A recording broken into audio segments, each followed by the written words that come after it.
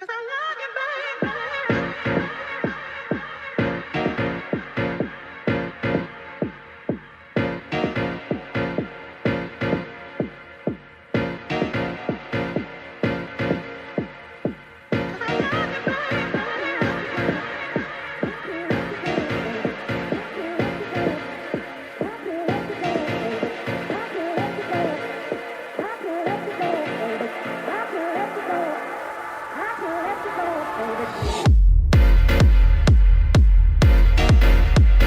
everybody, welcome to the Sunday show. We are live. I can always tell who's producing because when Arden produces, I get the intro music piped to me before the show, and when Morgan is producing, it's dead quiet there because it's not filtered to us.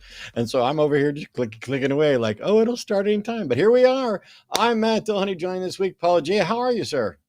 I'm as well as can be expected, to quote a wise man recently. I think that guy's a jackass, but you take what you can get. Yeah. This is a live call-in show, one of the many call-in shows here on the line. And since it's the Sunday show, primarily we are looking for people who are interested in explaining why they believe in a God and why they think other people should believe in a God. And let me just run through some stuff. Yes, there's a delay. Yes, we're going to make judicious use of mute. But as long as you are being honest and straightforward, interacting, we're going to interrupt to get clarification on stuff. We just want to know why you believe and then have a conversation about whether or not it should be a good enough reason for somebody else. And I think between the two of us, we have probably heard, if I had to guess, 93.4% of all God arguments and evidence that's ever been presented. But there's a chance that you have the argument or reason that we don't have. You don't necessarily have to put much of a category on it, but I live in a world that's weird to me because I used to believe. I was a sincere, committed Christian, accepted Jesus into my heart at the age of 5 at a revival at Gashland Baptist Church in Kansas City, Missouri. I was active in the church all the way up until I graduated high school and left and joined the Navy, and then was kind of inactive but still a believer until I thought God was punishing me for not becoming a preacher, and I set out to become a preacher. And that backfired spectacularly. Paul, how'd you get here? Well, I lasted in a little longer than you did. I was a Mennonite, grew up, if for those who don't know, that's a slightly advanced Amish type situation. If you ever saw The Witness, but I believed in that 6,000-year-old Earth. I thought dinosaurs were on the ark up until about 8 or 9 years ago, and until I was researching some stuff about dinosaurs for work, and all of a sudden I'm like, wait, this sounds more convincing than the pastor and the authority-driven system that I grew up in, which was always just if the person above you reflected confidence enough, then the person below doesn't have to check on the facts, right? Because you're just accepting at their word, and they're accepting on the word of one above them. And so that's why, for me, my mantra, if I was to travel back in time and I could only give myself 3 words, it'd be like, don't trust authority. Unfortunately, because someone said so or because the Bible said so, that was good enough for me. And like you, once I dug deeper, it fell apart fast. So, yeah. Yeah, it's wild. And we are both open to the possibility that we have made a terrible mistake, that Indeed. Maybe we believed for bad reasons, but there might be good reasons. And this is, when we talk about what is sufficient reasoning and evidence to justify belief. And there's a lot of talk about, well, extraordinary claims require extraordinary evidence. And while I understand what that means, and I fundamentally agree with it in what it means, what it says is actually wrong. Basically, all claims require whatever that evidence threshold is to be believable. The difference between saying I have an invisible pet dragon and I have a brand new pet snake is that one of them already has mountains of evidence for it the second the claim has been made based on all of our experience and reality. And the other one has some problems there. I'm not aware of how invisible pet dragons and stuff, to borrow from Sagan. And I also don't know how to verify any sort of supernatural causation or anything like that. To me, every time somebody says, ooh, something happened and it was strange and therefore it was supernatural, I'm like, if you don't know what it is, how do you know it's supernatural? How did you confirm that? We've heard tons of arguments and proposed claims. And at this point, I've been doing this for over 20 years, taking calls, debating the God thing and having discussions. They don't always go well. Sometimes it's hostile, sometimes there's yelling, but the ones that do go well on both sides are the ones where instead of trying to, oh, I'm right, you're wrong, it's, I think it should be like this. And here's why I'm convinced. One of my favorites is when people call in and say, look, I have a reason for believing, and I think it's good for me, but I don't think it should convince you. Because I'd love to hear, there are very few things that I believe that I don't think other people should be convinced of as well. Like, I have things here on my desk in my line of sight. So clearly I have access to information that the rest of you don't have. Like, there's a Galton board over there. There's some Magic the Gathering cards over there. There's a cell phone there. There's an extra pair of glasses there. There's a glass cleaner thing. None of those claims are remotely extraordinary. They're all parts of stuff. They're things I've shown before many times. And so you're probably warranted in believing that I'm accurately describing things around me.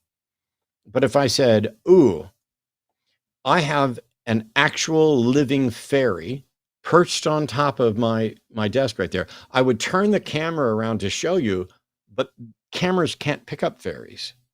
They exude a sort of protective shell around them that prevents any sort of recording media from picking them up. They're kind of, it's difficult for me to see with my eyes, getting old. What would it take for you to believe there's a fairy on my monitor?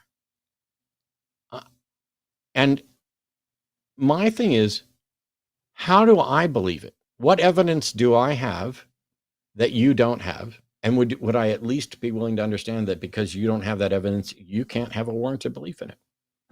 Stuff like that. We'd love to have you all call in and explain what you believe and why you think that we should believe as well. Paul, if you're ready, we've got an atheist caller we can start with who wants to disprove a general God. Well, let's do that. That's handy. Hello? Hey, Jeremiah is calling from Indiana, pronouns are he, him. How are you, Jeremiah? We're on the show, the Sunday show with Matt and Paul. This is a dream come true. I've watched for so long, and I can't believe I'm actually talking to you guys. I'm doing great. I'm doing fantastic. Welcome. Well, you clearly don't live in Indiana, but I'm joking. Nobody in the United States is doing well right now, but yes. So you wanted to offer a disproof of a general God. When you say general God, are you talking about like the God of classic theism? What God are you talking about? Or category? Yeah, so I could define my terms for the proof if you'd like. Sure. Please. Yeah, so the terms are going to be God, magic, religious delusion, science, and evil. The definition I have for God is fundamentally an agency attribution bias, false perceived presence, connected to and possibly fundamentally the same as magic. I'm confused. Can you say that one more time?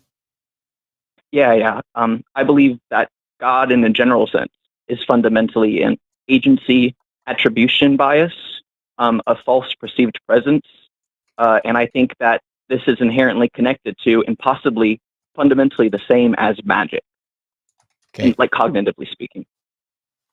Jeremiah, that's not a definition of God in any sense. When you define God as a false perceived presence, you have already poisoned the well of your argument by claiming that God is some delusion.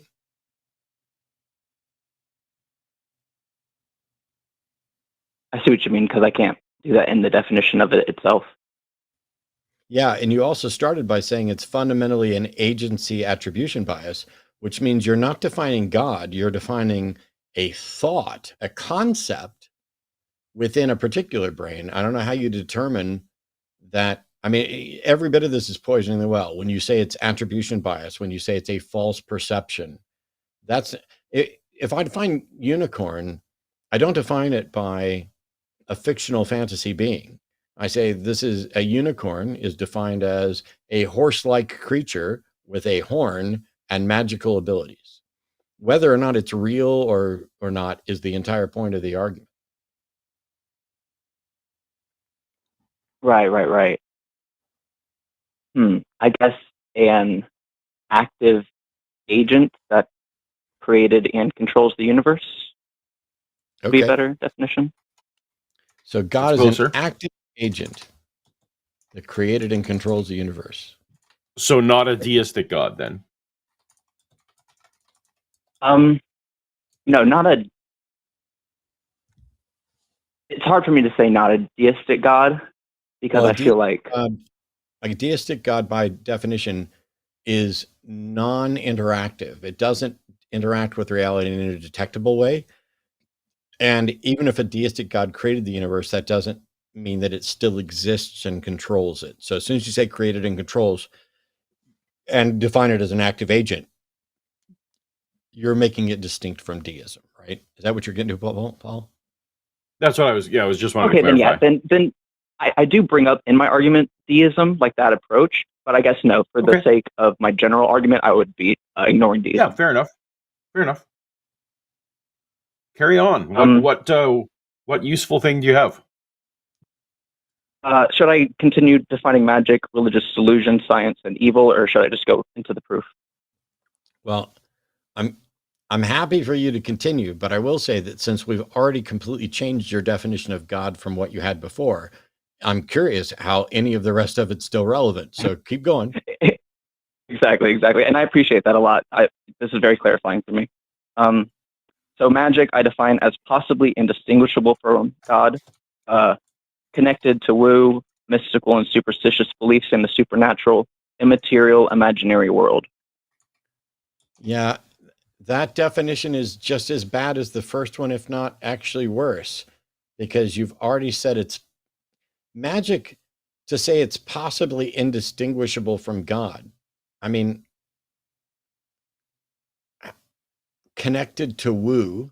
I mean, you're using dismissive jargon again, instead of saying something like magic are those proposed events that do not appear to have any natural explanation.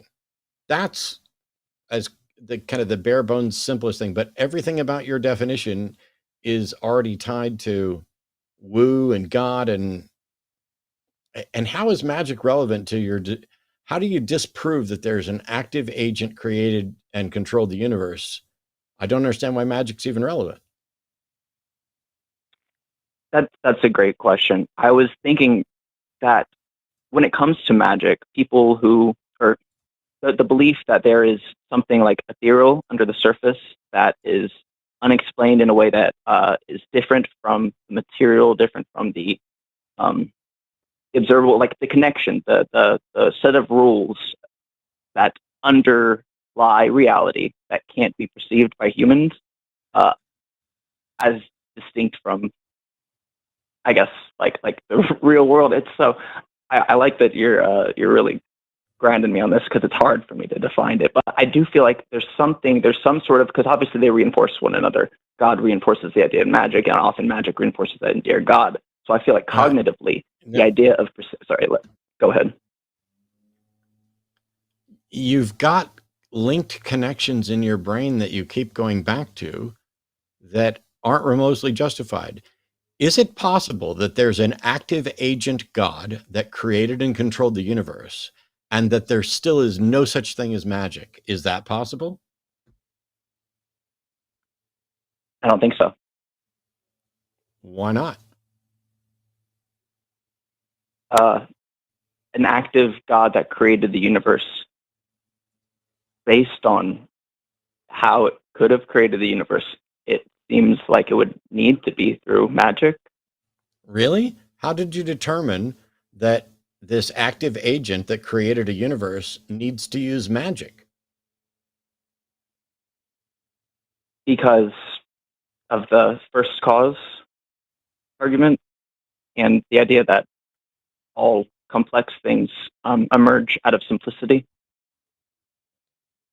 Okay, so nothing in what you just said has anything to do with magic, nor is it anything that I think I would accept or is relevant. You're basically saying that God couldn't create, there's no way that a God could create a universe without using magic, and you've only defined magic as woo. In your How do you, definition, go ahead, Paul, sorry. I was just saying, to speed it up, I mean, in your definition, would you be able to substitute magic for non-material actions? Yeah, I could say that. Okay, because I think that's a far less problematic than Matt definition that Matt gave you. Without getting into, again, you're poisoning the well with all of those. The more specific you're getting here, the less relevant you're also making it to theists who say, "Well, that's not what I think." So you want to.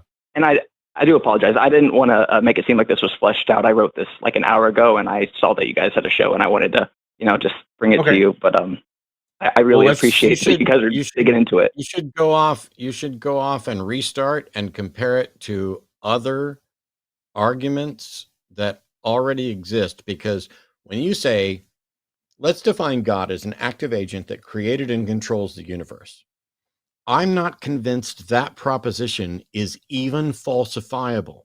And so what you seem to be trying to do is falsify something that may not be falsifiable. And so you need to first figure out, is my God definition even falsifiable? How would I show that it's false? And I'll tell you what will never work: saying, I don't believe magic is real, and I don't believe God could have created the universe without magic, because what you believe is completely fucking irrelevant. That's so true. I need to really base this in more like concrete definitions for sure. Anyway, I appreciate the call. Go ahead, Paul. I was just going to ask if you thought that you had a falsification criteria. Do you know what that is, and did you have one? It was sort of a general scientific analysis of the history of religious belief, specifically belief in a God and magic, and the opposition to scientific progress, to human rights and dignity, and the conclusion that all complexity arises from simplicity. Therefore, the first cause of any universe would be something that was incredibly simplistically material, as opposed to an organism with the capacity to think, let alone like create things. When you go off and research, you should look up divine simplicity. A lot of Christian philosophers have thought that through very much, and they would argue the opposite, that a God has no moving parts, for example, and therefore is the most simple. It's simpler than a cell, for example, right? So, and also, God isn't an organism in the sense that you're using it. So, like in every one of your definitions that we've looked at, and this would extend to the argument, there is some sort of fallacy and bias in particular. Oh, this is, magic's bullshit, and this is bullshit, and it's all connected. Granted, your language is not as coarse as mine is, but fuck it. So, and that's the thing too, because I don't want to offend people. Yeah, I don't mind offending people. If they're more offended that I said fuck than that they are advocating for something they believe without good reason and then legislating what others can do based on it, I think they're the ones that are actually offensive. But I appreciate that anyway. So go back to the drawing board, compare it to a couple arguments, flesh out definitions. But here's the thing.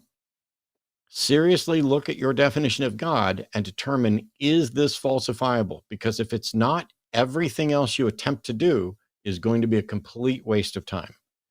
If you come in claiming you falsified the unfalsifiable, you're just dismissed instantly.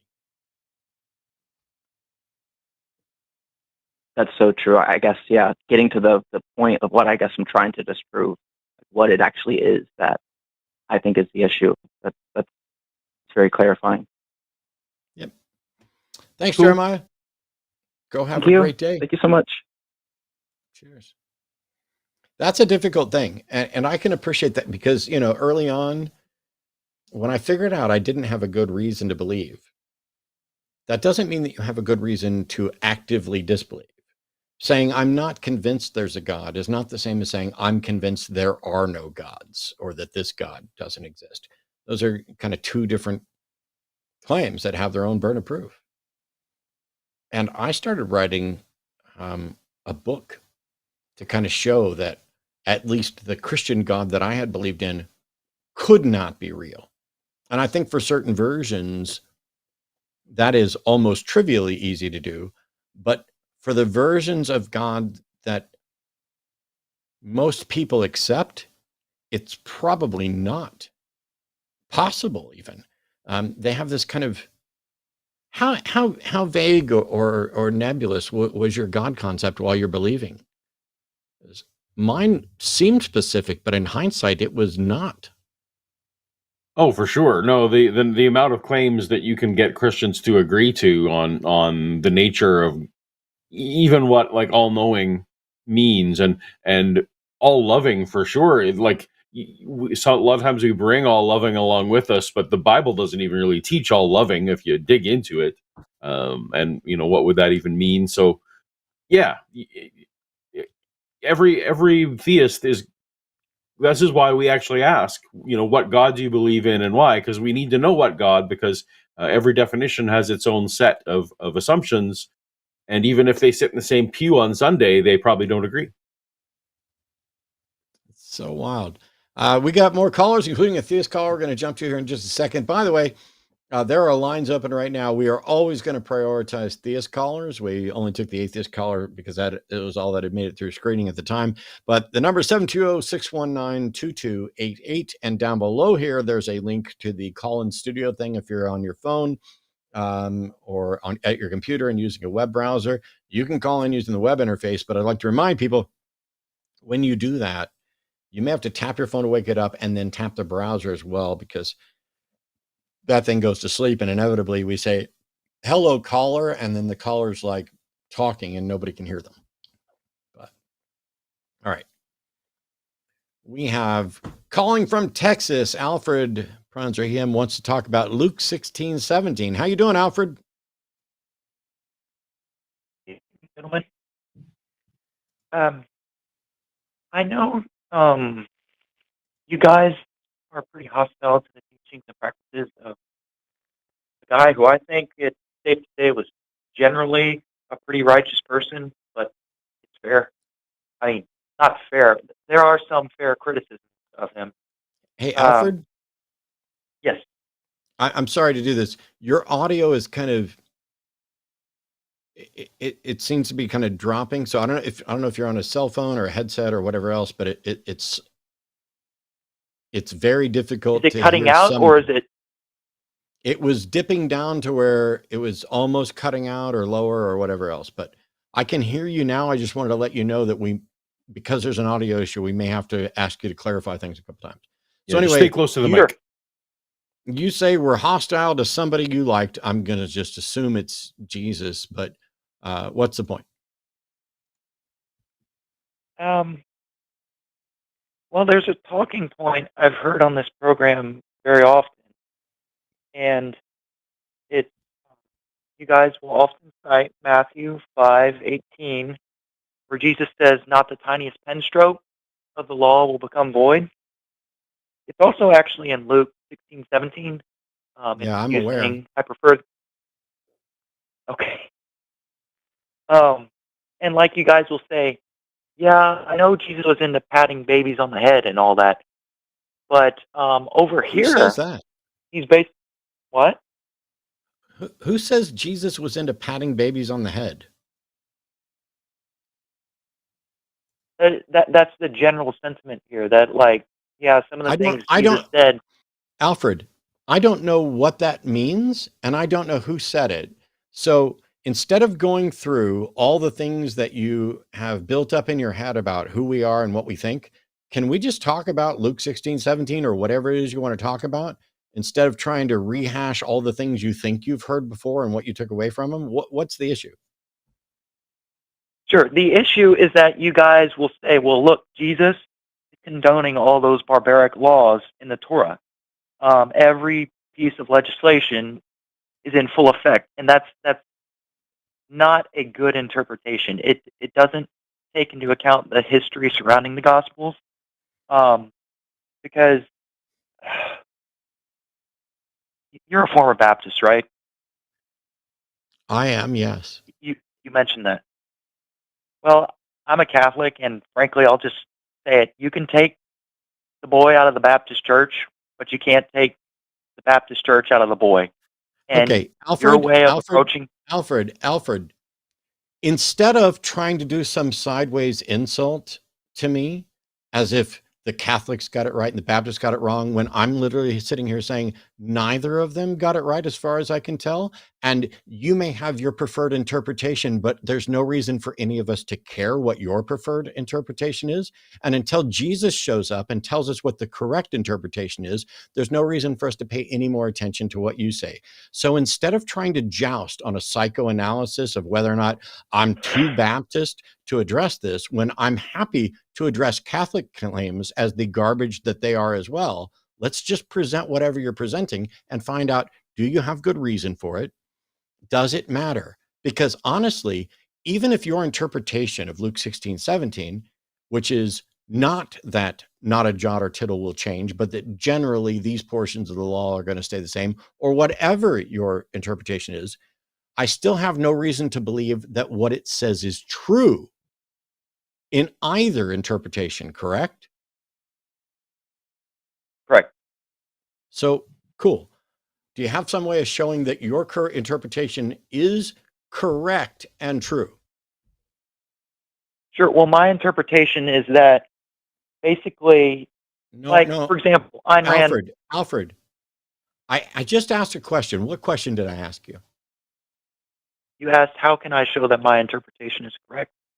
Actually, I just said, do you have a way to show that it's correct? And your answer Oh, was, my interpretation is. I don't care what your interpretation is until there's reason to think that it's going to be true. So when I ask, do you have a way to show it's true? The answer should be yes, and here it is, or no, and we move on. yes, and here it is. Cool. Thanks. Okay. There was an understanding amongst Jews in the time of Jesus, the first century AD, that the Torah was written when we were in a position of power. We no longer we can't enforce those laws. We're under Roman occupation. And basically, back then, it was different strokes for different folks. Nowadays, the basic sentiment of the Torah is what is in effect. It's righteousness, justice. Jesus even says the law and the prophets, all of it is Alfred, love your neighbor as yourself. Alfred, you haven't said a single word about how you can verify that your interpretation is correct. Can you do that? Can you It's a give us a bit, method? Can you give us the method that confirms that your interpretation is correct? it's by reading history and, No, having a sir. conversation No, with the author. sir. No, sir. No, sir. Do you understand what a method is? Do you understand what evidence is? That's a condescending question, yes. Well, it wouldn't be a condescending question if I didn't have to repeatedly ask you for a method. Reading history is not a method to confirm that what the Bible says is true. And No, it's but you definitely weren't not a asking. method. It's definitely not a method for determining that your interpretation is correct. What method can I use to determine that your interpretation is correct? Last chance. I think you're asking two separate questions. I didn't ask you if you think I'm asking two separate questions. I literally asked one question. What method can we use to determine that your interpretation is correct? That's one question. There's either a method that we can use to determine it, or there's not. Which is it? I mean, I couldn't demonstrate that it's the correct interpretation with certainty. Then I'm why just did you telling say, you, if then you why know, did you claim that you could? If when I asked you, do you have a way to demonstrate that your interpretation is correct, you shouldn't have said yes. If now that we push back on it, you're saying you couldn't. okay, well, I don't have a way to demonstrate that Mark thinks Jesus is secretly Satan. That he doesn't think that. Alfred, How could I? Alfred, I didn't ask you about that at all. Now I want to know, why did you claim to have a method and now you're saying you don't? Well, I have a method. It's just it doesn't attain certainty. I didn't ask for certainty, did I, Alfred? Did I use the word certainty at all until you did? I think it's implied. I mean, right? It's not implied. And if you know what, Alfred, I apologize. I will let Paul see if he can ask you some clarifying question, because it's very clear that you and I are not ever going to be on the same page. Because when I ask, do you have a way to confirm that what you're saying is correct? And you say yes. And then I ask you what it is. And all you do is tap dance and whine about how you can't do that. So I'm going to back off and see if Paul can make progress, because you and I are never going to make progress, but you and Paul might. Hi, Alfred. So Hi. if I understood your answer correctly, you were heading toward saying that you use historical method for your validation, and I think we would all agree that historical method doesn't lead to certainty on anything, and that's fine, because it's still a valid answer. Am I correct that is where you were headed? Yes, you read the saying in its context, and that informs your Okay. interpretation. Okay, so that's not exactly You the don't same as just history, read the right? 'Cause- Bible like Matt does. Like, you just jump into the no, Bible and read it. no. And it's like, oh, Why are you? No, Alfred. You and I are supposed to be having a chat, right? Like we're not throwing shade at Baptists or anyone else or Matt or anybody, Sorry. right? You and I are supposed to have a conversation right now. Cool. I'm going to interrupt for one quick second. I apologize, Paul. Alfred, I backed out of this to give you the best opportunity. You have no idea how I read the Bible, how I've read the Bible, how I've studied the Bible, or what I know.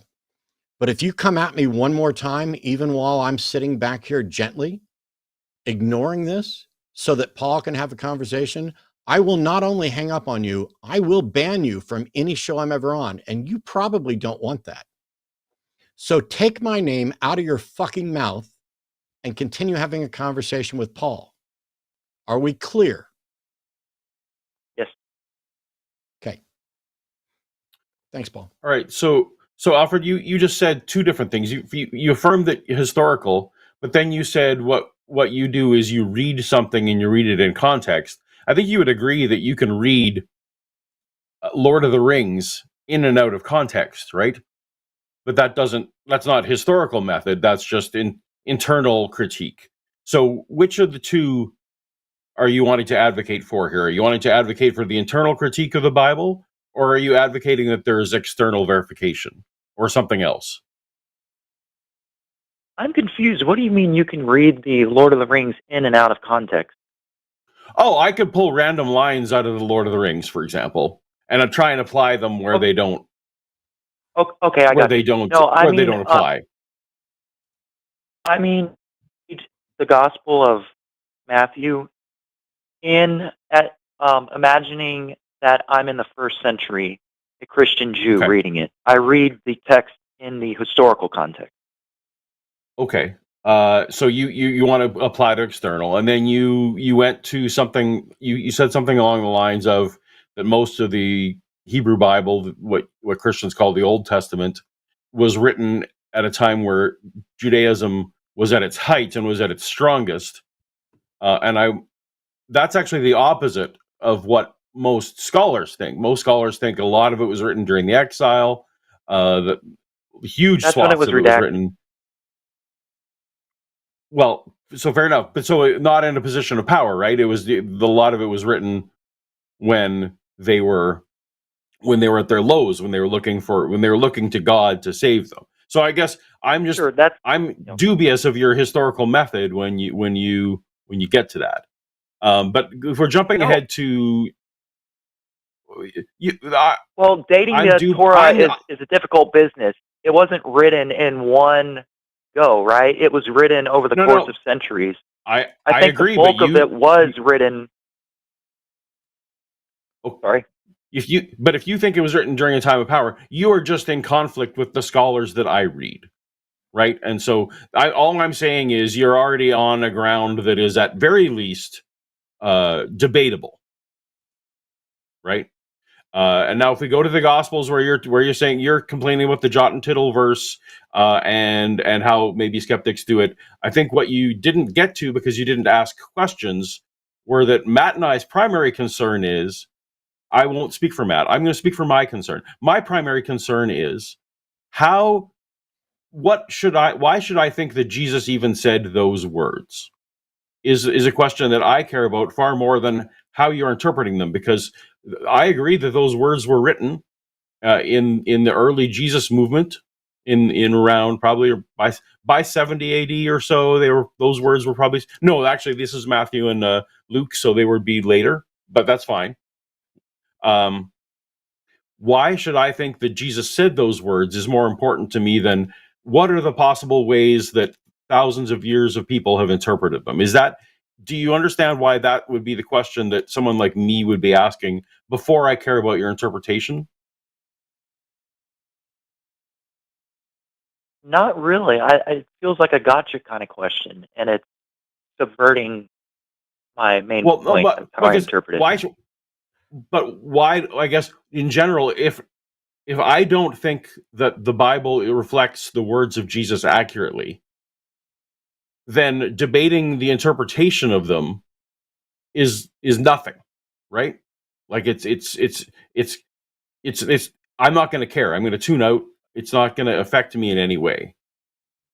If you're calling to complain about how people who aren't on this call are sloppy about interpretation of the internal critique of Scripture, okay, this isn't really a call-in show to complain about atheists necessarily. This is a call-in show to have you explain to us why we, who are open to it but don't currently believe, should believe. And so you are a couple of steps ahead of where we are. You need to first show us Jesus likely said these words. Do you understand why that's important for someone who doesn't already believe the Bible? The point is, it's attributed to Jesus. There's no recording of Jesus saying it, okay? And it probably does predate the 70s. Okay, but do you understand why neither? Well, you understand why I don't care, right? Like you can bring on 100 my name in your mouth whenever you want, Paul. Okay, all right.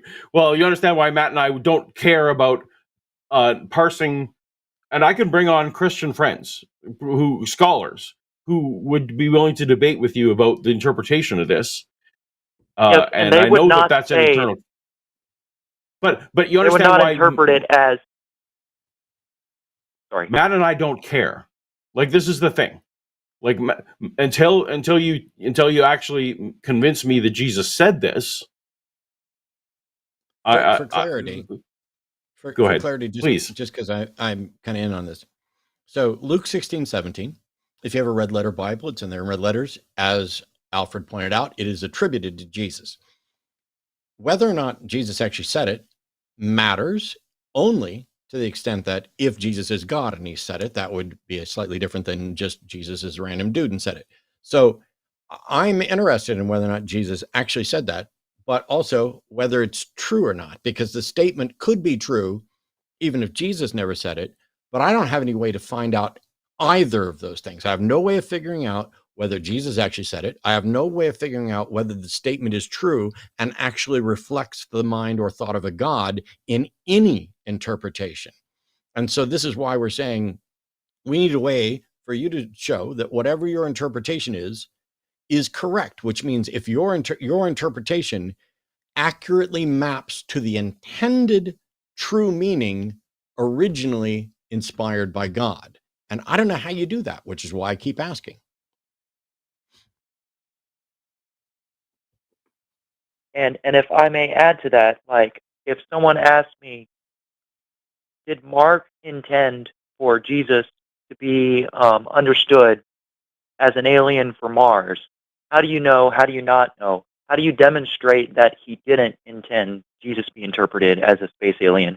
I wouldn't know how to do Because that either. It's just an I honest. would. I would. How could So you do that? the burden of proof is on those who would claim that Mark intended to represent Jesus as an alien from Mars. And there's nothing in the passage, nothing in Mark that suggests that Mark was doing that, not explicitly or implicitly. So the people who are claiming that Mark had and intended that interpretation would have to explain why Mark didn't include anything explicitly or implicitly that made that assumption. Until then, the null hypothesis is that there's no connection between Mark's intent and Jesus as an alien until such time as there's evidence for it. How do you know he's not being cryptic about it and not I'm sorry, giving it all away at once? I don't get to say, after being presented with, here's how you would tell this, oh, what if he's being cryptic? What if it's a secret message that only certain people get? Congratulations. If you're one of those certain people, then you have a message the rest of us don't have, and it's up to you to demonstrate how that's true. You just took a sound epistemological response to something that you said you didn't know how to do and decided to make up a possibility of bullshit. That's called an ad hoc rationalization, that there is some secret message. Well, I don't believe in the secret messages. You have to prove that they're there. My response was that until such time as somebody says this portion of Mark is clearly Mark intending to convey Jesus as an alien, then it is unwarranted to believe that Mark was intending that.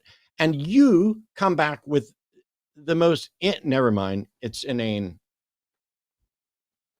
It's actually not an ad hoc because It is. the Gospel of Mark, I'll tell you why it's not. No, you're Because not going to tell me why it's not. You're not going to tell me why it's not, because it fucking is. I gave you a methodology, and it doesn't just apply to Mark. That methodology applies to any author making any claim. If you want to say that when I wrote my intro today, that I was intending to convey that Jesus was a fairy that I pulled out of my butt, you have no evidence for that.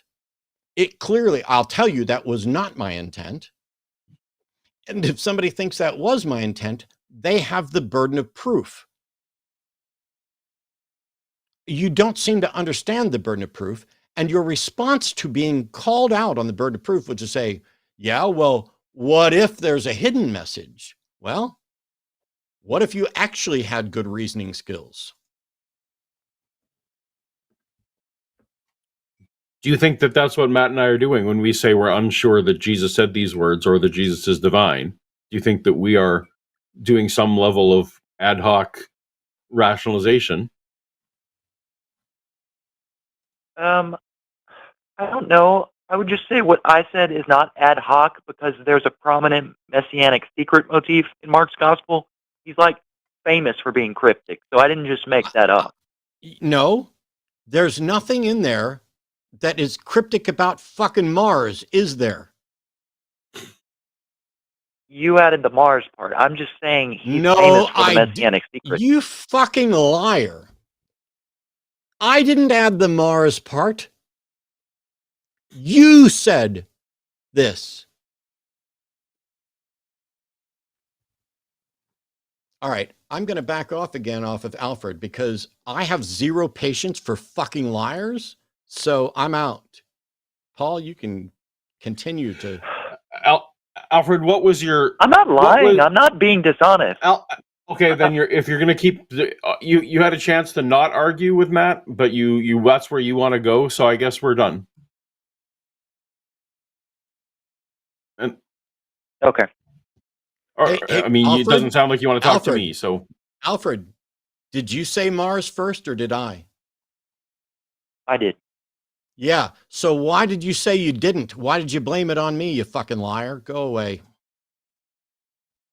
As if I pulled out. Yes, there are traditions that have Mark and others giving secret messages. Whether or not they're warranted is incredibly in debate amongst scholars. There is a tradition in history. There's an entire separate ending to the Gospel of Mark called the Secret Mark. Mark has additions that don't exist in the oldest and best manuscripts. I have no objection to the idea that maybe there's a message in Mark that is secret. But if your claim is, how do you know Mark didn't secretly or hide a message in portraying Jesus as an alien from Mars? My answer is, believing that is unwarranted until somebody establishes evidence for it. And you don't get to cite secret evidence any more than you get to say you have a girlfriend that goes to another school, so I wouldn't know her. The evidence is you present your girlfriend, not she goes to another school, you wouldn't know her. Oh, when I say what's the evidence that Mark is suggesting that Jesus is a space alien from Mars, and you say, oh, it's a secret, you wouldn't be able to determine it. Your smug dismissal constantly, Alfred, of how Matt just reads the Bible wrong and Matt does this wrong. I'll tell you this. I've been doing this for 20 some odd years, and I used to claim that I didn't have any expertise in anything other than taking complex subjects and making them approachable. But when it comes to someone like you, Alfred, I have expertise in epistemology, skepticism, reason, logic, that at least eclipses yours demonstrably and extraordinarily. And I don't lie. All right. There's a 25% tariff on Canadian girlfriends now, by the way. Sweet. I can't go visit. But hey, we got Will's calling. Will's a theist from maybe Puerto Rico. Wants to talk to you about your God test. So Will, congratulations. Welcome. You're on with Paul. Yeah, thank you. Hey, Will. Hey, Paulogia. Hey, do you remember Hi. a long time ago? I forget how long ago it was. You put something on X that you had a phrase in your mind and you challenged theists to pray to God and ask what it was. Yes, I will admit though that I don't actually recall what the phrase was. Hold on. Okay. Are you going to claim that you knew what the phrase was at the time when I tweeted that? No, I was just curious because I never heard what it was. As I recall, it was something ridiculous. Something along the lines of my dog jumps on the mattress, or like something in the category of like just something that I had observed. Something along those lines. But it wasn't that. But it was something like that. Gotcha. I did want to share something with both of you. It took me 40 years to finally have an answer for divine hiddenness. Oh, great. Okay. As a theist, I actually struggled with that. And I know a lot of atheists struggle with that as well. It's and here's my what I A think number. the answer I think it's probably the strongest argument against most God propositions. So if you've got a solution to the problem of divine hiddenness, that would be immensely helpful. And to clarify, Okay, Will, great. are you a theist? You're a theist now, right? You just said you were flip-flopping between atheist and theist. You're currently a theist still, right? Yes, I have always essentially been a theist. Okay, very good, very good. I just wanted to make sure we were clear. So please proceed. I would love to hear how divine hiddenness doesn't work. Yeah, what I realized was that when you kind of like shove truth in people's faces, the vast majority of the time they have a very negative reaction to it. They don't just say, "Oh, wow, thank you so much for showing this to me. I was wrong. I now know the truth." Yeah, And this so is not God this is has- not this is not only not new, it's not a solution to the problem of divine hiddenness. Basically, you're claiming that God knows that we would not react poorly, and so then continues to hide. No, what I'm saying Okay. is that God, as a relational God, is more interested in having people make the choice to believe in him rather than making But it belief, to but where belief they isn't have a to. choice. Belief isn't a choice. You're either convinced or you're not. I think Well, belief is a choice. You're wrong. yeah, no, it's not. Well, let me give you an example, and maybe we can see where we're missing each other here. One of the Okay, we're places missing I've each seen other this, on the definition of belief. Belief is the state of being convinced that something is true, right? yes. Okay, go ahead. Okay, so where I've seen this firsthand is I've done a lot of anti-abortion work, including standing outside of abortion facilities and holding pictures. You're lucky I And let when you I continue show, talking. okay, when I show people a picture of either an aborted baby or an unborn baby, almost all the time they get upset and angry with me. Yes. And all I'm doing is You know showing why? them something free. Why? No, because you're not. See, that you have decided that because you are opposed to abortion, that you can use sensationalized images in order to make an emotional appeal to people. That's not you presenting the truth and them refusing to believe it. There's nobody who you could show a fetus to who has any understanding of science who would deny that that is a fetus and a human fetus, etc. That's not the fact that you're showing. What you're trying to do is infer from a picture or something else that something is wrong. That is a fallacious appeal to emotion. Whether or not some people react negatively to being presented with facts about the truth is independent of whether or not other people will accept the truth. God could present evidence for his existence, and I would still have the opportunity to choose what to do about that. I would absolutely believe my belief that God exists is not a choice, but whether or not I choose to worship or follow that God is a choice. That's not belief. That is adherence. Just like I believe that Donald Trump is president, I do not choose to endorse or support him. Well, what we should have done up front is what is your definition of divine hiddenness? Because I suspect it sounds like that perhaps what I think is divine hiddenness is not the same as what you think it is. So please describe divine hiddenness as you understand it. Yeah, that could very well be the case that we don't have the same definition, but I look at divine hiddenness as why it's not, just blatantly obvious to everyone that God exists. No, that's not certainly that's not the version of divine hiddenness that affects me and is the reason why I don't believe. For me, divine hiddenness is something along the lines of, if there is a God who wants to have a relationship with me, and that's a huge if, right? Not everyone thinks God cares. If there's a God who wants to have a relationship with me, he is able to at least give me the first step of acknowledging his existence before I can make an informed choice about whether I want to have that my part of the relationship. Yeah, it's kind of like being told, hey, I've got this friend and they think you're hot and want to go out with you. And then you say, cool, let me meet them. And then the answer is no. Yeah, I think that, so there's a big assumption I'm going to make right now that I know you guys disagree with, but just bear with me.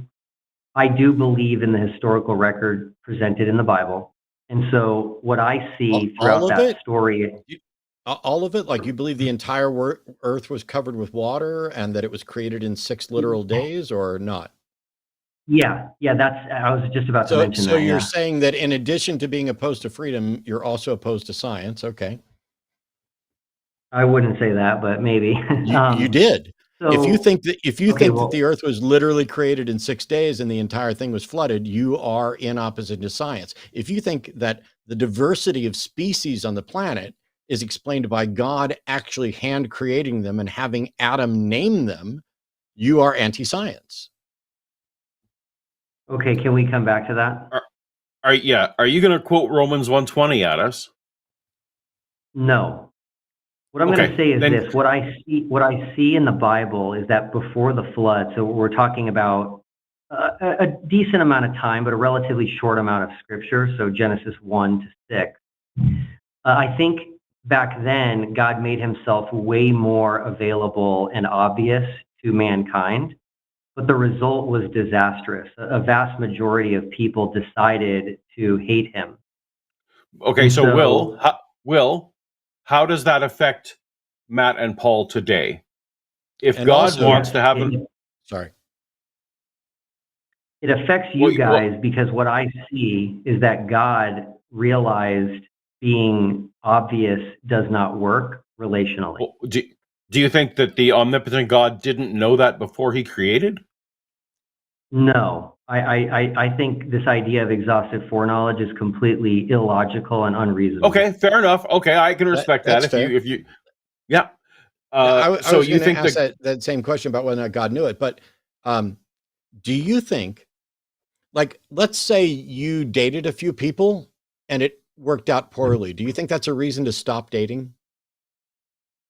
No. Then if God reveals himself and it goes badly, even for most people, do you think that's a reason for God to stop interacting? Because if his goal is to reach the people who are reachable, then he shouldn't hide. Yeah, so I think what he does is takes a different approach now with mankind. And I think how do you demonstrate this different approach? Yeah. How do you demonstrate, what is this different approach, and how do you demonstrate that it actually happens? Because it sounds like you're just coming up with yet another, like the last caller, ad hoc explanation for why things don't work the way some of us would expect.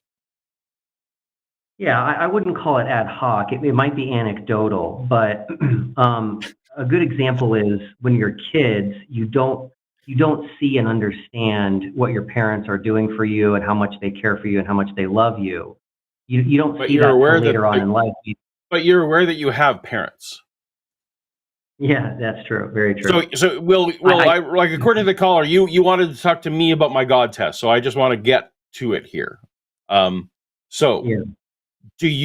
Would you acknowledge that in order for any person to choose to have a relationship with another entity, that a prerequisite is that they believe that entity exists? Absolutely.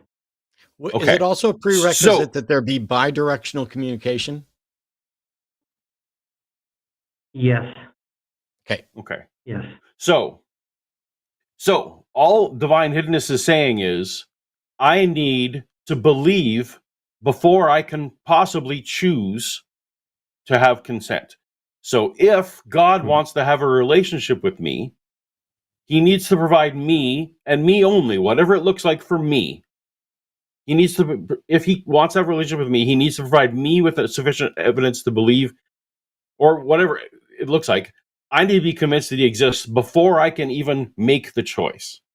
And so my divine hiddenness argument is that I cannot possibly even make the choice right now to have a relationship with a God, because God has not sufficiently demonstrated himself to me, Paul, sitting in this chair right now, regardless of how he demonstrated himself to demons or Satan or angels or Noah or Moses or Peter. Like, none of that is relevant to whether me, Paul, sitting in this chair, can make an informed choice to have a relationship with God. Would you agree with that? Yes, but I would say this, that I think if theists end up being right, God exists, and one day you pass away and you meet God, I don't think it will be a valid excuse from you that you didn't know he existed, because what I think would happen at that point is he would point things out to you that you had no good explanation for. So you should have considered God. So will you think either that either I'm not smart enough or can't figure it out, but do you ultimately, I think you're going Romans 1:20 on me. You want to say that I'm suppressing the truth, essentially? I want to say that there are things that you have no good explanation for, but you're unwilling for whatever reason to allow God to be a possible explanation. But God made my brain this way, right? And that's not true. But sorry, what did you say? God made what? Well, God made my brain this way, right? Like God could have made my brain less skeptical. I don't know about that. I think God gave us a will, but we are, we're shaped by so many things throughout our life. But okay, so are you saying that I do know that God exists and I'm lying about it? Absolutely not. I'm not saying that. So my question still stands. Fine. I'm cool with the fact that I could go to the afterlife and and Jesus is there, and I'm like, oh darn, I guess I interpreted that evidence wrong. I did the best I could, and I interpreted it wrong. Shoot, I'm wrong. But it still means that I lived my life without being able to have an informed choice. Right? That's what divine hiddenness is. If God wants to have a relationship with me, he can give me some kind of assurance. But I will have gone to Judgment Day. I will have gone to Judgment Day a non-resistant, non-believer. And I'll stand there and go, oh, well, yeah, you had some evidence and it got me. Oh, the fine tuning. I thought that was like a 25% reasonable, but it wasn't 100. None of the reasons you're going to tell me, and maybe God has all these great reasons for doing it. All I can do is, as Paul in this chair, say that I cannot even make the choice. And you're trying to tell me that I can? Yeah, I do think God is doing things in your life and actually everyone's lives, but they just don't see it right now. And so I think the atheist position is not as... Will I see it before I die? Am I guaranteed the invisible things of his nature in Romans 1:20 that Paul's now called out several times, saying you would say, and you said you wouldn't? No, that's not what I'm talking about. What I'm saying is I don't think the atheistic position is as safe and sound as you think it is. Hang on. The reality is a relationship with God. Go ahead. Hang on. Nobody said anything about the atheist position being safe and sound. My atheist position is I am not convinced that a God exists. You have already accused me once in this call, which got me to interrupt Paul, of essentially ruling out God as a possible explanation for things I can't explain. And that's simply not true. If I don't have an explanation for it, if somebody presents an explanation, I will accept it. But God isn't a candidate explanation until somebody can demonstrate that it should be. Are you able to demonstrate an observed phenomenon and explain why God should be considered a candidate explanation for that phenomenon without a logical fallacy? I think I can, yes. Cool, let's do that. You'll be the first in 20 years. Okay, cool. It's abiogenesis. So I'm going to present that abiogenesis, which is life from non-life, is completely unscientific, has never been observed, can't be repeated, can't be tested. Yes. Nope. Listen.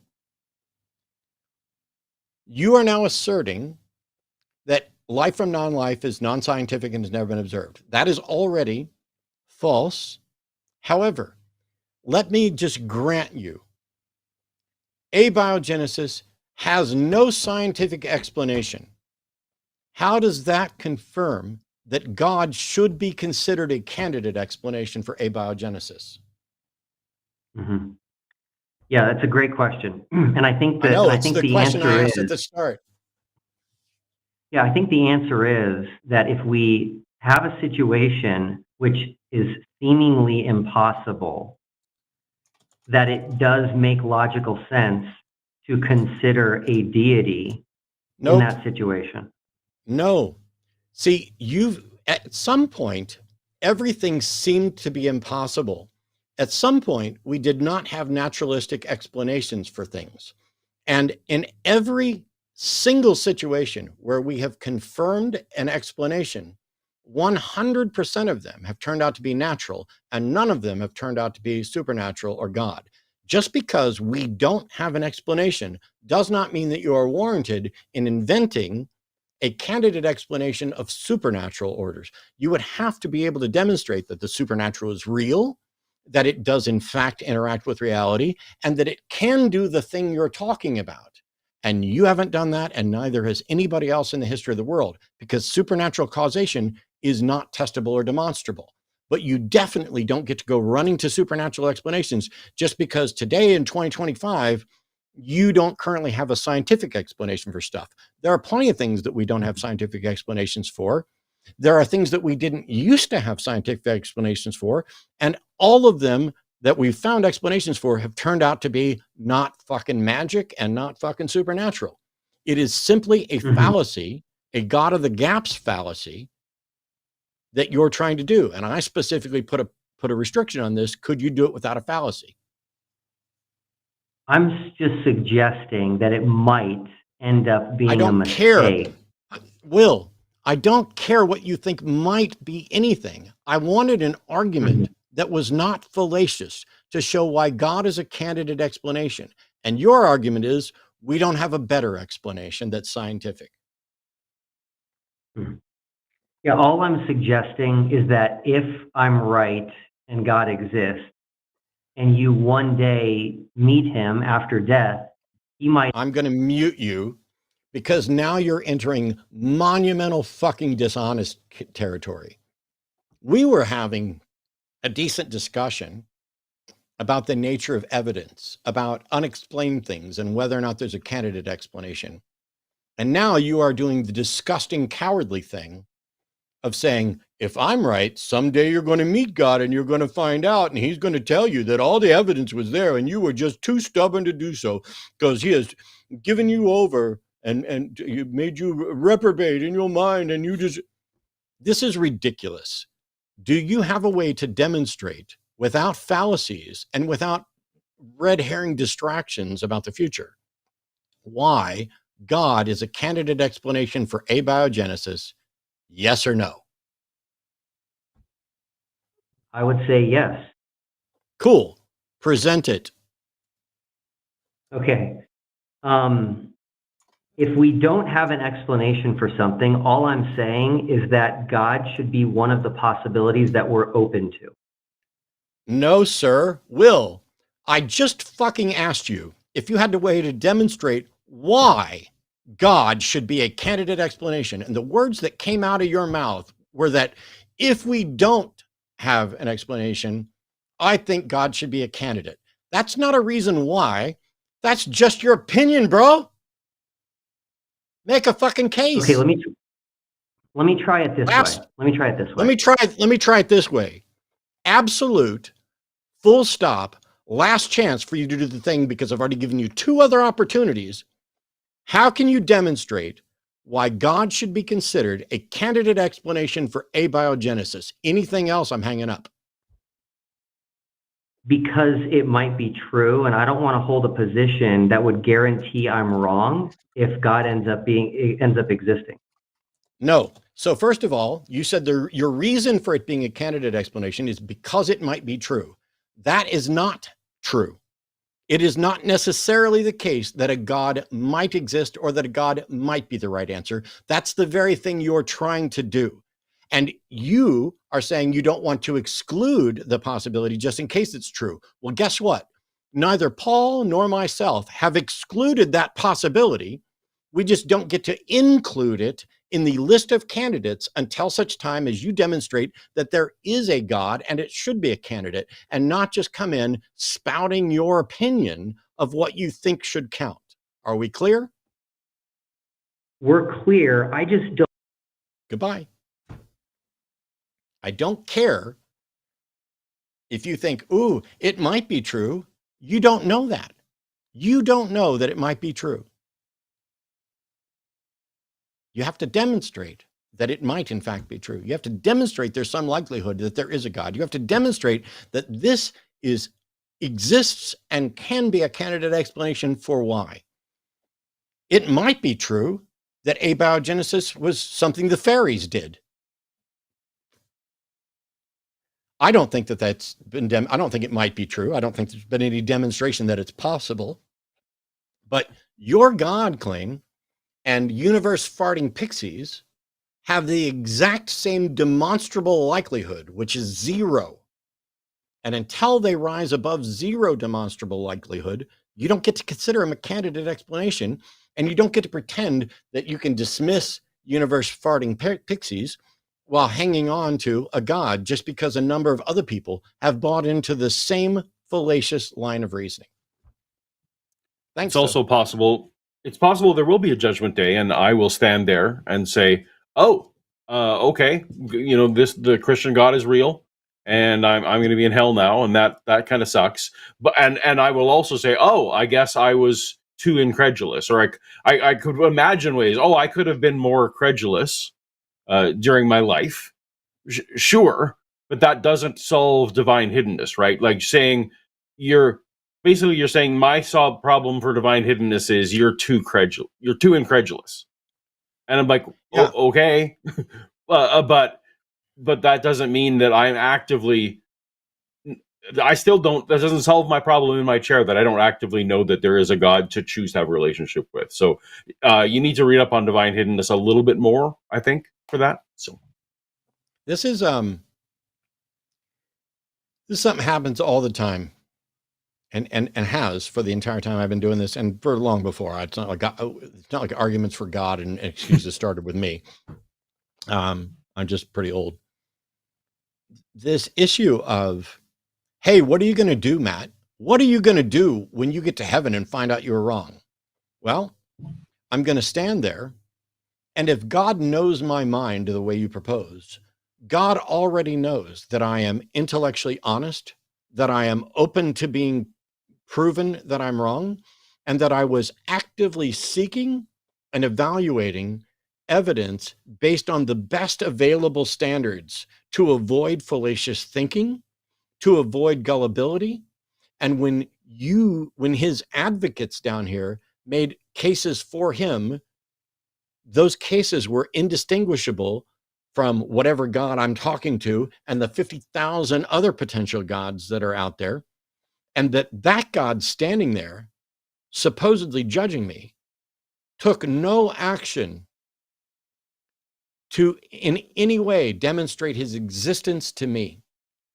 It is not possible for a God to be moral and remotely intelligent and capable of understanding human minds to then be justified in punishing me for using the brain that he gave me and failing to find a claim convincing despite sincere effort.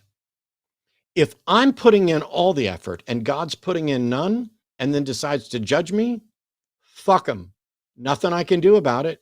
God can squash me like a bug, but it doesn't make him moral. It doesn't make him good. And it doesn't mean that any of you who have cowered in fear from possibly being squashed by a God have any intellectual rigor or justification for your beliefs.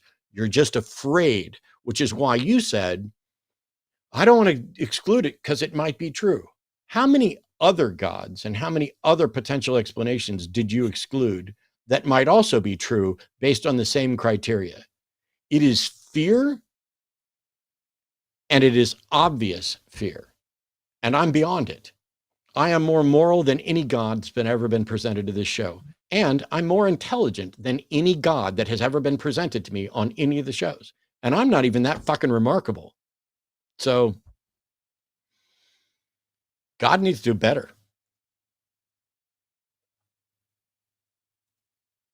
So Jacob is a friend of Paul's. I'm sorry. Oh, I was just saying theists should pray before they call in, and so that God can tell them what to say that would convince us. Anyway, yes, let's get to our call. Jacob's calling from the UK. Is going to catch up with thoughts on energy not being destroyed and is friends with you. So Jacob, welcome to the show. You might have to tap your phone if you're on the web. Oh, hello. Yeah, can you hear me? Yes, we can. Hey, Jacob. Excellent. Yeah. Hello, Paul. How are you, mate? All right. I'm all right. We Matt, you may not remember, but we spoke with Jacob in another life on another show. and spoke about resurrection claims and things. So, Ooh. and Gary Habermas didn't like it. Would that be the Atheist Experience show that's still posting old clips of me in order to pay their employees? That's the one, yeah. Yeah, I thought so. How you doing, Jacob? Yeah, really good, thank you. And incidentally, I'm not sure if you remember, but they had Sean McDowell, Gary Habermas, and Mike McCona did a whole hour-long. I remember it well. They dissected our call, yes, poorly. Without insulting us. Anyway, sorry. I know. Yeah. Anyway, so I was just wondering what you guys think about. Energy can't be destroyed or created, which is Einstein's. Was it Einstein's theory? No. And okay, sorry. I'm not sure whose theory that was. That energy can't be destroyed or created. Right. Would that prove some people correct when they say that I'm just going to exist in some other form after I die, conscious or unconscious? Sorry, I know it's a big question. I just see what you thought about that. Yeah, go ahead, Paul. Well, I was going to say was, for me, the first law of thermodynamics actually is a great argument for not having a creator, because as far as we know, matter and energy can't be created. There never can have been a nothing state, right? If that first law of thermodynamics holds. So for me, I love that law as it relates to non-creation of the cosmos. Is your question, is it at energy not being created or destroyed? Energy in the first law of thermodynamics absolutely gets transformed, though, right? Like that's part of what that thermodynamic law is, that energy can convert to matter can be back to energy. Like you burn the wood, and the potential energy in the wood is now actualized. So thermodynamics definitely talks about energy transforming from one thing to another. So if you want to say that we died, I don't think this is what you want to say, but if you want to say that when we die, the energy that is stored in our physical body obviously goes to become nutrients for other things and is released in various ways. Of course, I don't see why that would translate to our consciousness, right? Like just because if I was to smash my hard drive, that doesn't mean in any meaningful way that the data lives on, even though the molecules still exist. Yeah, when it comes to when it comes to the laws of thermodynamics, they apply to a closed system to begin with, and when it says that matter and energy can't be created or destroyed, they can only transition. You might just look at the entirety of reality as matter and energy in patterns, and so when I die, I have no reason to think that my consciousness persists, and the matter and energy that are currently labeled me dissipate, and the pattern is no longer there. It's the pattern of this collection of matter and energy that is me, and the definition of that pattern, this is Matt, the meat sack, changes moment to moment because I don't have the same atoms in me that I had when I started this sentence. And so it's just a pattern collection. To suggest that something essentially me in any meaningful sense persists after I'm dead you wouldn't even need the laws of thermodynamics, because that's not what they say. And what people are asserting is almost obviously definitely false, because we can annihilate patterns, and we know those things don't exist anymore in that pattern anyway. Yeah, that's a good point. So I know I probably sound a bit like a kindergarten telling you, asking you about these things. I just got no. It was just the thing that was presented to me, because a lot of people would say to me, "Oh, you live in a house now," because I've just recently moved house, and it's got a bad history, this house, and make sure there's no ghosts. And I'm not going to lie to you, this sounds really bad, but that did frighten me for a good couple of days. And And then people said, yeah, because the energy doesn't change. Well, the energy does change, but the energy is still there. And I'm like, and then you sit in your room and it's all dark and you think, oh my, you know. So, Well, if you think about it, do you think whoever lived there before farted at some point while they lived there? yeah. Well, Do yeah, you yeah, still of course. do you still smell it? Probably not. No. So No. yeah, and by the way, I'm not aware of. I mean, I understand why the notion of ghosts might terrify some people or disturb some people, but I'm unaware of any evidence that any such thing is real or realistic. But I will say, out of everything else, the concept of a soul is, I have said, and I love this phrase, so I'll say it over and over again, the most obviously dead concept in all of theology, because everything that the theological positions attribute to a soul is either a demonstrable function of a brain or is not demonstrably real. And because my brain can be altered, changing every aspect, physical damage to my brain and physical changes to my brain will change my memory, my personality, my identity, everything. All of the things that make me me are malleable, and none of them have any justification for perceiving them to persist beyond the death of my brain. And so what room is left for a ghost? Yeah, that's a good point. That's a fair point. It's yeah, because I mean, because obviously they would say, like, you know, the molecules and the particles in your brain. What's the evidence that those things exist in the same form outside of the body, sort of thing? So some people will talk about out of body experiences, or they once saw a figure run across their room or something. And I really don't know how to counter those arguments, because I can't say to them, oh no, you didn't see something run across the room, because, you know, I'm not there and I wasn't there.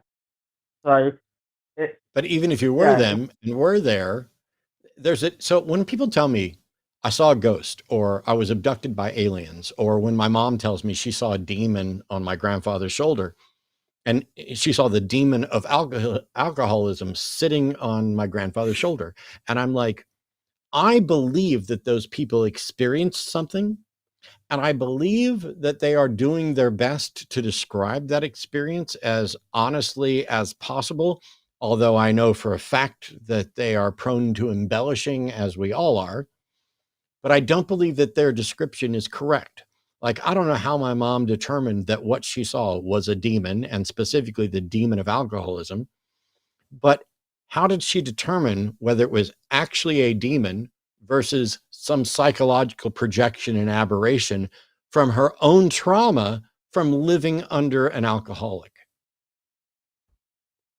yeah, well, it's like it's similar to like post-bereavement hallucinations, where, you know, somebody thinks they've seen their dead loved one, but in reality it was a hallucination, sort of thing. Do you think that's similar sort of thing as well? Well, I think that's I'm not saying- that's a separate phenomenon, but it all goes under the category of misattributing things, right? Like we all misattribute, right? We want to either personify something.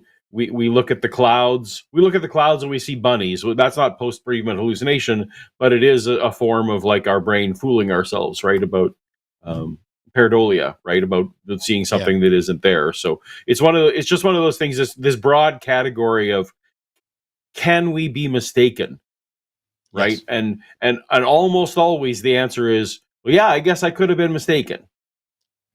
But my thing is, you know, and the way you phrased it is interesting, Jacob, because it's like, I hear this all the time, and it comes up in every call. Or, well, not every call. That's an exaggeration. It comes up in many, many calls in some form. And that is, people fail to see the difference between I am not convinced of X and I am convinced of not X. So there's a difference. And I like to say, I am not convinced you are guilty, is not the same as saying, I am convinced you are innocent. And so when I say to somebody, I'm not convinced that you're guilty, in their head, they think, oh, he thinks they're innocent. And so when I say, I'm not convinced a God exists, people often say, oh, he's convinced no God exists. We extend that because we think in a very particular binary when we shouldn't. And so when it comes to, somebody told me, they saw a ghost. I'm not saying the correct explanation is that you suffered a psychological break. I have no idea. For all I know, they did see a ghost. I'm just saying I don't have reason to conclude that it was a ghost. And when I asked them to tell me why they concluded it was a ghost, to date, nobody has ever presented a valid and sound argument supported by evidence for concluding it's a ghost. It was always, well, it looked like a ghost. What the hell does a ghost look like? How do you know what a ghost looked? Well, it seemed like a ghost. Well, what else could it be? All of those are fallacious arguments, right down to what else could it be? The argument from incredulity. We don't have a better explanation, so I'm just going to go with this one. When the right answer is, I don't know. And that leaves it open to, hey, if there are ghosts, we can believe that, and we should believe that just as soon as the ghost claim is justified. But until it's justified, it would be a huge mistake. It would be like convicting the wrong person of murder. It would be like determining the butler did it and sentencing him to life in prison just because you couldn't find a better suspect. Yeah, no, that's like, yeah. It's like saying, for example, it's like what you alluded to earlier. It's like, it's like, I could say, am I convinced? I mean, I hope it's true, but I mean, am I convinced that Paul has £1 million in the bank? Well, no, I'm not convinced, but that doesn't mean that I'm convinced that he doesn't. So, and yeah, so it's an interesting analogy there. It's kind of like saying to somebody, like you said, it's like you're the most likely suspect, but we still haven't got 100% evidence, so but we're going to go with it anyway, sort of thing. Yeah, it's like picking up somebody who has gang tattoos and deporting them to El Salvador, and despite a judge's order to the contrary, when they are not the person that you think they are, and now you're supposed to bring them back. It's kind of like that. There's a reason why we have due process in law. There's a reason why we study epistemology to set good standards of evidence. And that's because generally we understand better for one guilty person to go free, or for 1,000 guilty people to go free, than for one innocent person to go to jail. And generally speaking, while those numbers may not completely line up, it is better for me to exclude some potentially true things that don't have strong evidentiary support than it is to believe the false things that I would also have to believe to include those. My standards of evidence need to be high enough to have as many true things and as few false things make it through. Yeah. Yeah, Sweet. brilliant. Excellent. Well, that's answered the question. So, I really appreciate your time. So, thank you very much. It's good to catch up. Yep. Thanks, Cheers, Jacob. Jacob. Thanks for calling. All right.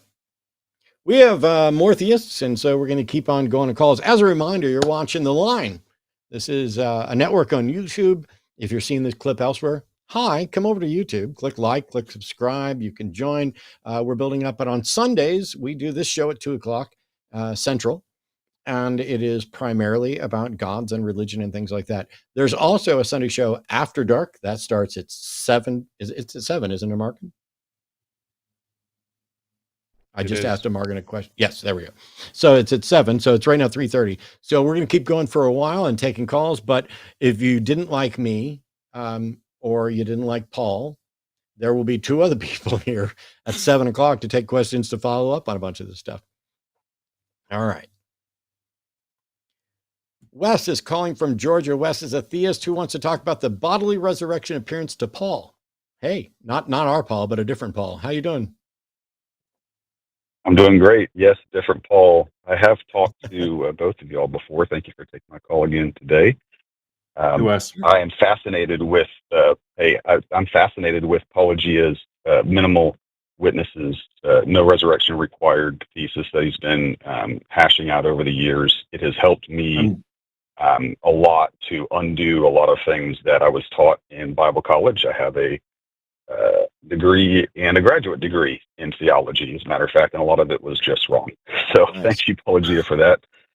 Thank you. But I do have something, kind of a minor note to ask about with that, and that is, Paulogia is saying that Paul never saw or claimed to see a bodily Christ or bodily resurrection, but only a vision. And that, to me, that sounds like we're bringing in Acts to get that narrative. Where are you getting from Paul himself that he only saw a vision? Because when he relates that he saw Christ, he does it in 1 Corinthians 15, where he's specifically talking about bodily resurrection. Can you? So in the chapter he is, but the creed you're referring to in the list where Paul adds himself, he appends himself in 1 Corinthians 15, I think verse 8.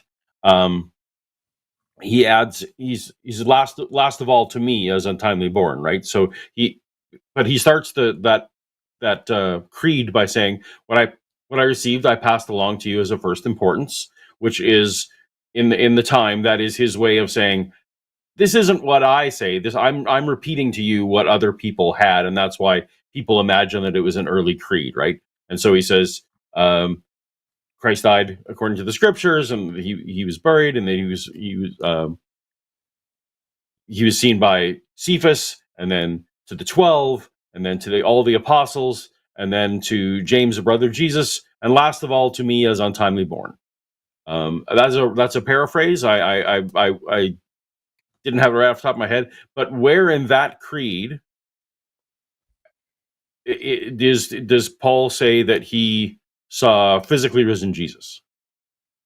Ooh, Well, we might end up disagreeing. in This is going to be fun. Sure, Matt, do you want to go ahead? I don't want to cut you off. Go ahead. No. I'm intrigued because I have a slight objection to what Paul just said, but I want to hear what you have to say, because if we have the same objection, then you and I can gang up on Paul, and Sure, we that'll make can. a more fun show. Oh, wow. Okay. All right. So First Corinthians 9:1, not to move the goalposts, but he does say I saw Christ, and then 15. So that seems like I'm kind of wording out from it. So maybe ignore that. So 1 Corinthians 15, he starts by saying all of these people saw Christ, and the people that he lists specifically, there are not any visions there. These are bodily appearances that the claims, Whoa. at least Please back that up. Please back that up. Please show me from 1 Corinthians 15, that creed, how Cephas or the 12 or the apostles or anyone saw him bodily.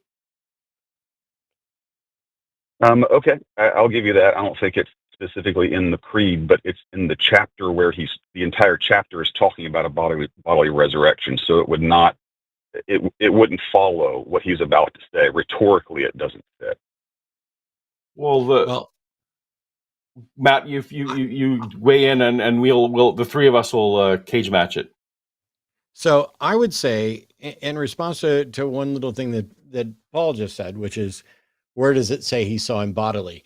I would think that the default assumption would be that somebody's talking about an appearance bodily before non-bodily, because that's just the overwhelming majority of appearances. But when he says that he appeared to the 12, and I just did a video on the Doubting Thomas story, where you're putting fingers in the wounds, that to me reads as a physical appearance, not an astral or spiritual appearance. And so if the thing is he appeared to Paul and the 12, including Thomas, I would think that would be a claim of a physical appearance. I don't believe any of it happened, but my understanding would be that that would be physical. What did I miss?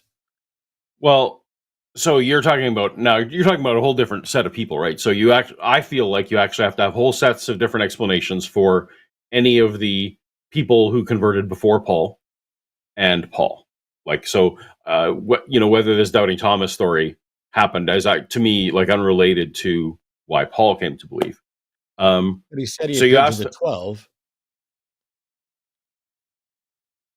Paul is reporting that other people reported to him that he appeared to the 12. But even like Dale Allison, for example, in his giant resurrection book, which is probably the best resurrection book that exists, acknowledges that like the 1 Corinthians creed is not enough to be able to say that even Peter saw him bodily, right? Because it's just not there. And you want to talk about that in 1 Corinthians 15, it's the first fruits, right? That Paul wants to talk about this, that these resurrections are the first fruits of the end resurrection that we're going to have. That doesn't he wants to say, yes, we will all be resurrected then, but that doesn't affect now. And you asked if I'm getting it from Acts. I guess what I'm trying to get to is I'm not. 2 Corinthians 12 is actually where I lean on from Paul's own words. When he talks about, I know a man who is caught up in the third heaven. It's like whether it was in the body or not in the body, I did not know, but God knows. When Paul talks about outside of this creed, which Paul is saying isn't his words, when he talks about it himself, he talks about the vision, right? And in Galatians 1 and 2, he says, what I received from a vision. I did not receive it from any man. These men added nothing to my message, right? So I'm not going into Acts. Is all I'm saying. To get this notion that. Go ahead. I'm fine with the notion that Paul never attests to, and may not, in fact, be talking about a physical interaction. I don't have any way to really determine. I think that there's cases to be made for both. I think you made a good one for it not being physical. But when he talks about first he appeared to Paul and the 12, to me, that harkens back to another story that we can't demonstrate, which is Doubting Thomas, which I would think was physical. And I would assume that a physical appearance is generally, in most narratives, the assumption, kind of the rule that would need something to break. But I agree that I don't know that that we can draw any conclusion. Wes, where the hell are we? Have you got a conclusion you can draw? I just feel like we are drawing, or Paulogia is drawing in sources that he would not say, or he would say, or for the Bible tells me so, in order to get the vision narrative. Galatians, he never says that he saw Christ in a vision. He says that he did not receive the gospel from man or from any man. He never says anything about a vision anywhere. The 2 Corinthians passage is highly disputed, doesn't necessarily refer to when he first saw Christ, but most people, or at least the way I was taught it, which I already confirmed was not exactly on great ground, but the way that I was taught it was that this is the when he was stoned and he himself came out of the body, not that he saw this is not referring to the first time that he met Christ. 1 Corinthians 15 is really the only place where he says when he saw Christ, and he relates it to directly that it should follow because he saw Christ that we are going to rise from the dead. So Galatians 1 though, I did not receive it from any man. I received it from revelation by Jesus Christ, right? That's the phrasing.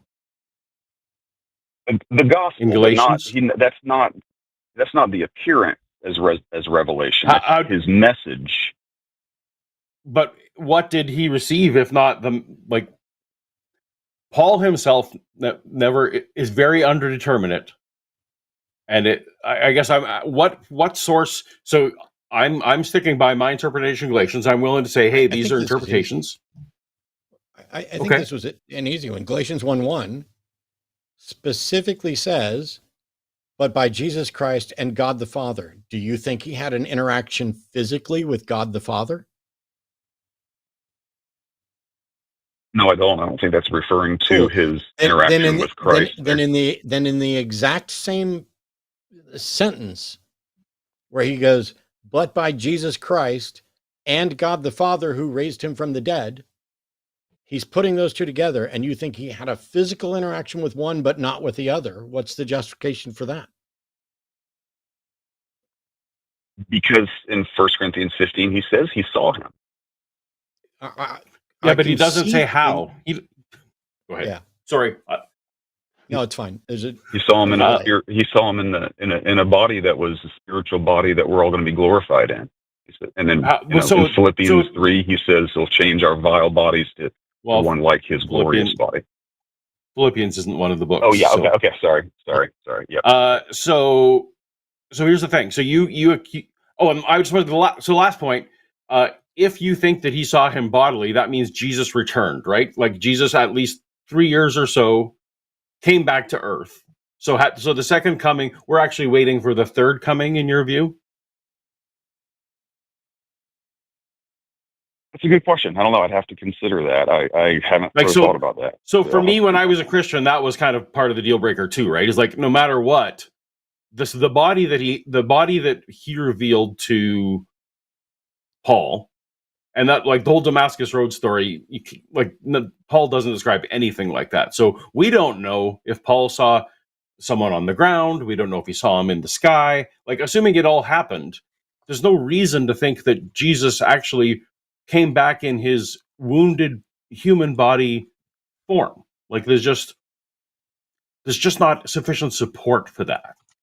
But let me. So there's all that, and I've pulled only from what I think are the 7 undisputed letters of Paul for my arguments. What sources do you think I'm pulling in? Because that's, I think, what you're accusing me of. What sources do you think I'm pulling in to make my conclusion? I haven't heard anything today, maybe in your other works where you're talking about the people on the road to Damascus with him, kind of like he's prone to visions, those kind of things. Yeah, so unfortunately, someone recently reviewed my very first video that I did on this back in, I don't know, 2016 or so, and I cringed because when they played it back, I did say Damascus Road in my very first video on this, and that's a mistake. I absolutely shouldn't have. I was still fresh in this whole thing. I now.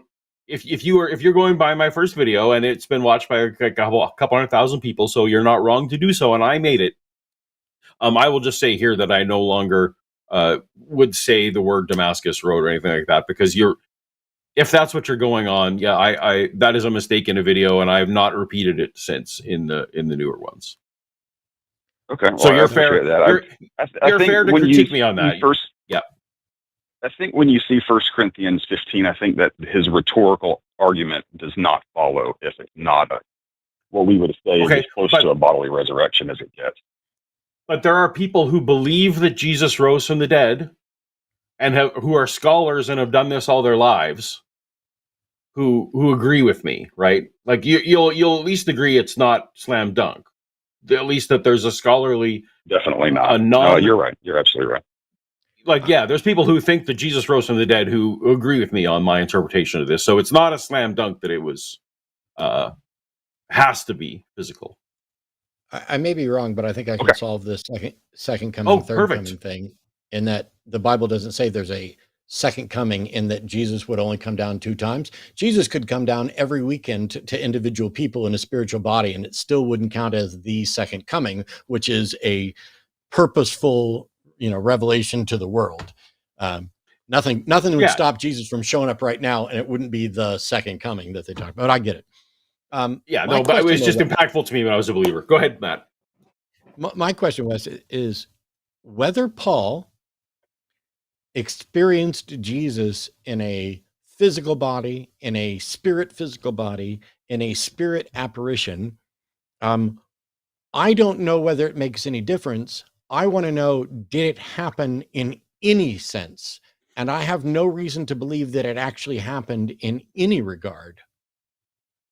Oh, you don't? So you think you think that Paul is lying in his own letters, or you don't think Paul wrote any letters? I think that Paul may have had an experience that he's relating, but I do not believe that he had an experience with a risen Christ, an actual experience. Okay, I understand. Here's what you're saying.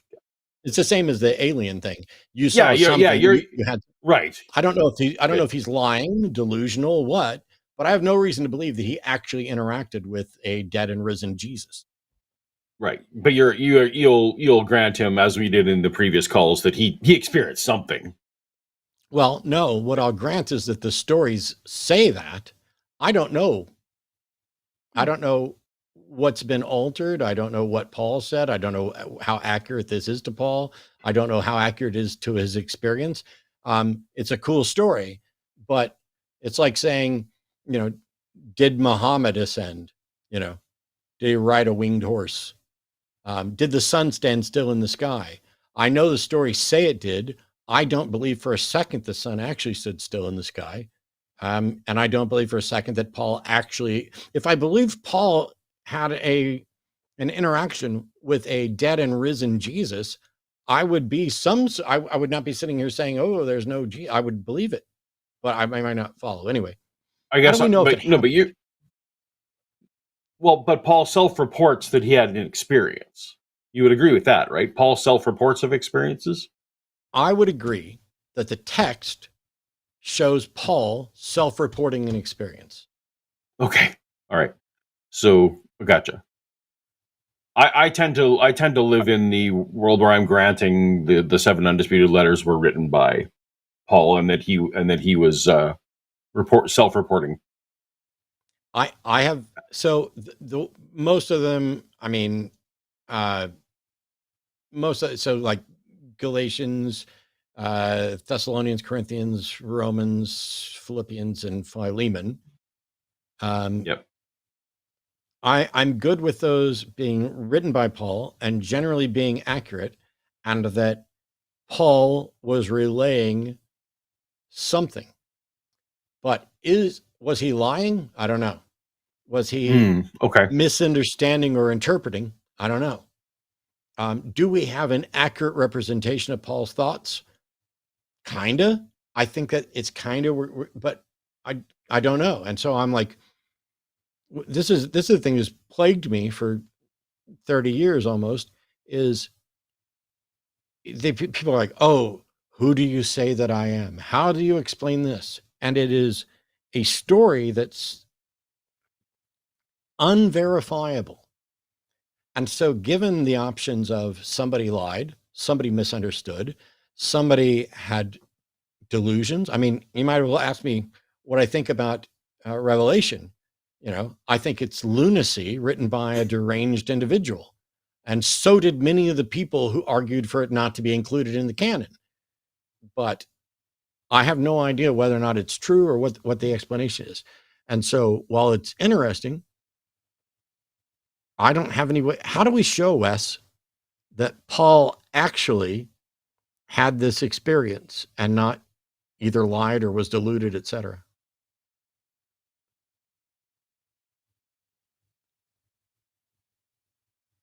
Oh, Wes, you might have to shake your phone or like do whatever if you're calling on the web there. Shoot. Wes. Oh, I wanted to know if my intellectual integrity was still intact. It sounded like it may have been now because I retracted my Damascus part of it. So, all right. Well, we're going to move on. Yep. Absolutely. Internal debates are fun, but we need to also talk to other people. Kyle's calling from Iowa. Kyle, pronouns are he, him, says, you cannot disprove God's existence, and the proof for Christ outweighs the disproof. Wow, there's a lot there to unpack. Kyle, welcome to the show. Hello. Can you hear me? Yeah. We can. So let's start with the first part. How is it that you can't disprove God? Okay, so don't you guys believe in evolution? I'm sorry, Kyle. Yeah, I accept that evolution is the best scientific explanation for the diversity of life, but I don't have any idea what that has to do with not being able to disprove God. Okay, so in believing in evolution, you guys are using a priori evidence. And, no, I'm sorry, Kyle. I need you to answer. I rely on the presupposition that God. Kyle, okay, I'm going to mute you because this isn't going to work out. You are calling in and you have asserted that you cannot disprove God's existence. Depending on the God, I may agree with you that some gods are essentially unfalsifiable. I don't know how you can make that as a blanket statement. And so that's the question I was asking. Whether or not Paul or I accept evolution or anything else is completely irrelevant to whether or not you can or cannot disprove God's existence. So let's try this again. You've now made a blanket statement. You'll hear a beep. You've made a blanket statement that you cannot disprove God's existence. How did you reach that blanket statement? Because there have been eyewitness testimonies throughout centuries, and Okay. it's the Kyle, before the Christian Kyle, God. Kyle, you're not for real. So Oh yeah. I'm just going to drop you.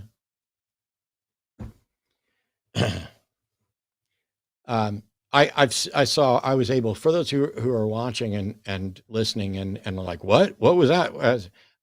Kyle is called in under other names as well. And when you ask, how did you determine that a blanket statement like you can't disprove God is true? And you guys believe in evolution and you're accepting a priori evidence, which isn't the case. And then you restructure it to ask a question, and then you get something completely different as well. He's not serious. He's not willing to have a discussion.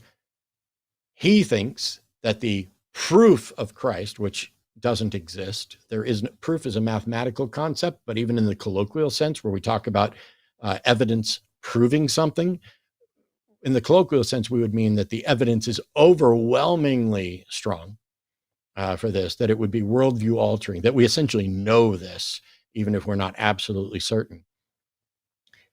So it's this double thing of you can't disprove God, and the proof for Christ overwhelms any disproof. He's already in contradiction, because if you can't disprove God, then there's no disproof for the proof to overwhelm. So Kyle, if in fact you want to have an honest conversation about this stuff, it's really simple. State whatever your actual position is, and then be ready to take questions on it and defend it. Because I think Paul and I would agree, for many God concepts, they're impossible to disprove. They are unfalsifiable, which doesn't mean that they're false. It just means that you can't demonstrate that they're false. They might be false, they might not. But when you start off with that, whether or not God can be disproved is irrelevant to whether or not God can be demonstrated. See, you may have an unfalsifiable proposition, but you may have really good evidence for it, which might not be sufficient. I'm not willing to accept hypotheses that are ultimately unfalsifiable. And so if God is unfalsifiable, I don't know how you can even demonstrate it, but you could have, hey, here's this argument, and then you're making an abductive case. Like, well, this is the best explanation. And we get back to earlier calls where, how did you determine God's a candidate explanation? But it's fun right up until it's obvious that you're not sincere.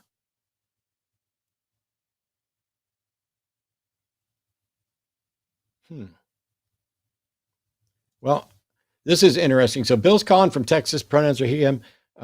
Bill is listed as spiritual and says the poly exclusion principle might indicate God. Hey, Bill, you're on with Paul and Matt. What's up? Yeah, so, the Pauli exclusion principle, of course, says that these electrons inhabit certain energy levels, like 2 in the first level, 8 in the second, and 18 in the third. And if this happened by chance, what's the likelihood that they would have these specific energy levels in the shells of the the atom? What do you guys think? I don't care how likely or unlikely. I don't care how likely or unlikely it is. I have no way of knowing how to determine that. But no matter how unlikely it is, how did you determine that God was more likely? That's a good point. It's the obvious point that should leap into everybody's mind when they first think of this idea. No matter how extraordinary, how likely is it that the laws of physics would be what they are? How likely is it given what? What are the other options? How do you determine which explanation, natural or supernatural, is more plausible? By definition, until such time as supernatural explanations are confirmed to actually be possible, real, and likely, they are by definition less probable than naturalistic explanations. There's a reason miracles are designed as the least probable outcome. I don't know how people are like, oh, I mean, how wild is it that electrons end up falling into these orbits. Isn't that convenient? How likely is it this would happen without a God? I don't know. How likely is it would happen with a God? How do you determine which one's more likely? If this is such a good question, you got to go back to the drawing board, Bill. Well, good point. It's just if some of these things, like the strong nuclear force, if it's 2% greater, then we don't get we get the periodic table, but we don't get hydrogen. And without hydrogen, obviously, we can't have water and stars burning. And so forth. Bill, I don't need you to list all the things that you don't understand and that other people may not understand. No matter how much you don't understand them, they're not evidence for God. No matter how extraordinary it is, they're not evidence for God. God doesn't become probable or more probable just because you look at something and think, wow, that's extraordinary. If the constants in our universe were different, we would not exist. There may or may not be some other living thing here. And if there were, they would be sitting here going, wow, isn't it extraordinary that the universe seems to match us just perfectly? Or maybe there wouldn't be a universe with any sort of sentient beings to evaluate any of it. But this is we evolved to fit in this universe that can host us. How improbable is that? No, it's not.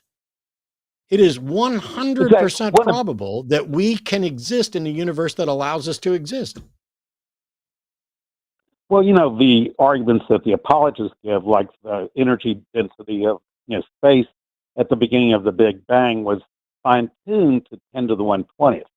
So because these numbers are so... Bill, are you even fucking listening to a word I say? Well, no, I'm with you 100%, but Bill, are you listening to a word I say? Answer. Bill? No, it makes perfect sense. Bill, shut up. Bill, shut up. Bill, shut up. Listen, I don't need you to comment on apologists. I need apologists to comment on apologists. I need the people who think this to call in. I don't need you to come do a fucking book report on what apologists say, do I? No, of course not. I'm just saying that. Cool. It's not so only do that, you have something? Do you have something? Do you have something of value to add to this program, or did you just call in to give a book report on things that you don't understand? Well, what I'm saying is, should it give us pause that these numbers are so, like the gravitational constant into the 40? No, it shouldn't give you pause. Yeah. No, Bill, Okay. It shouldn't give you pause.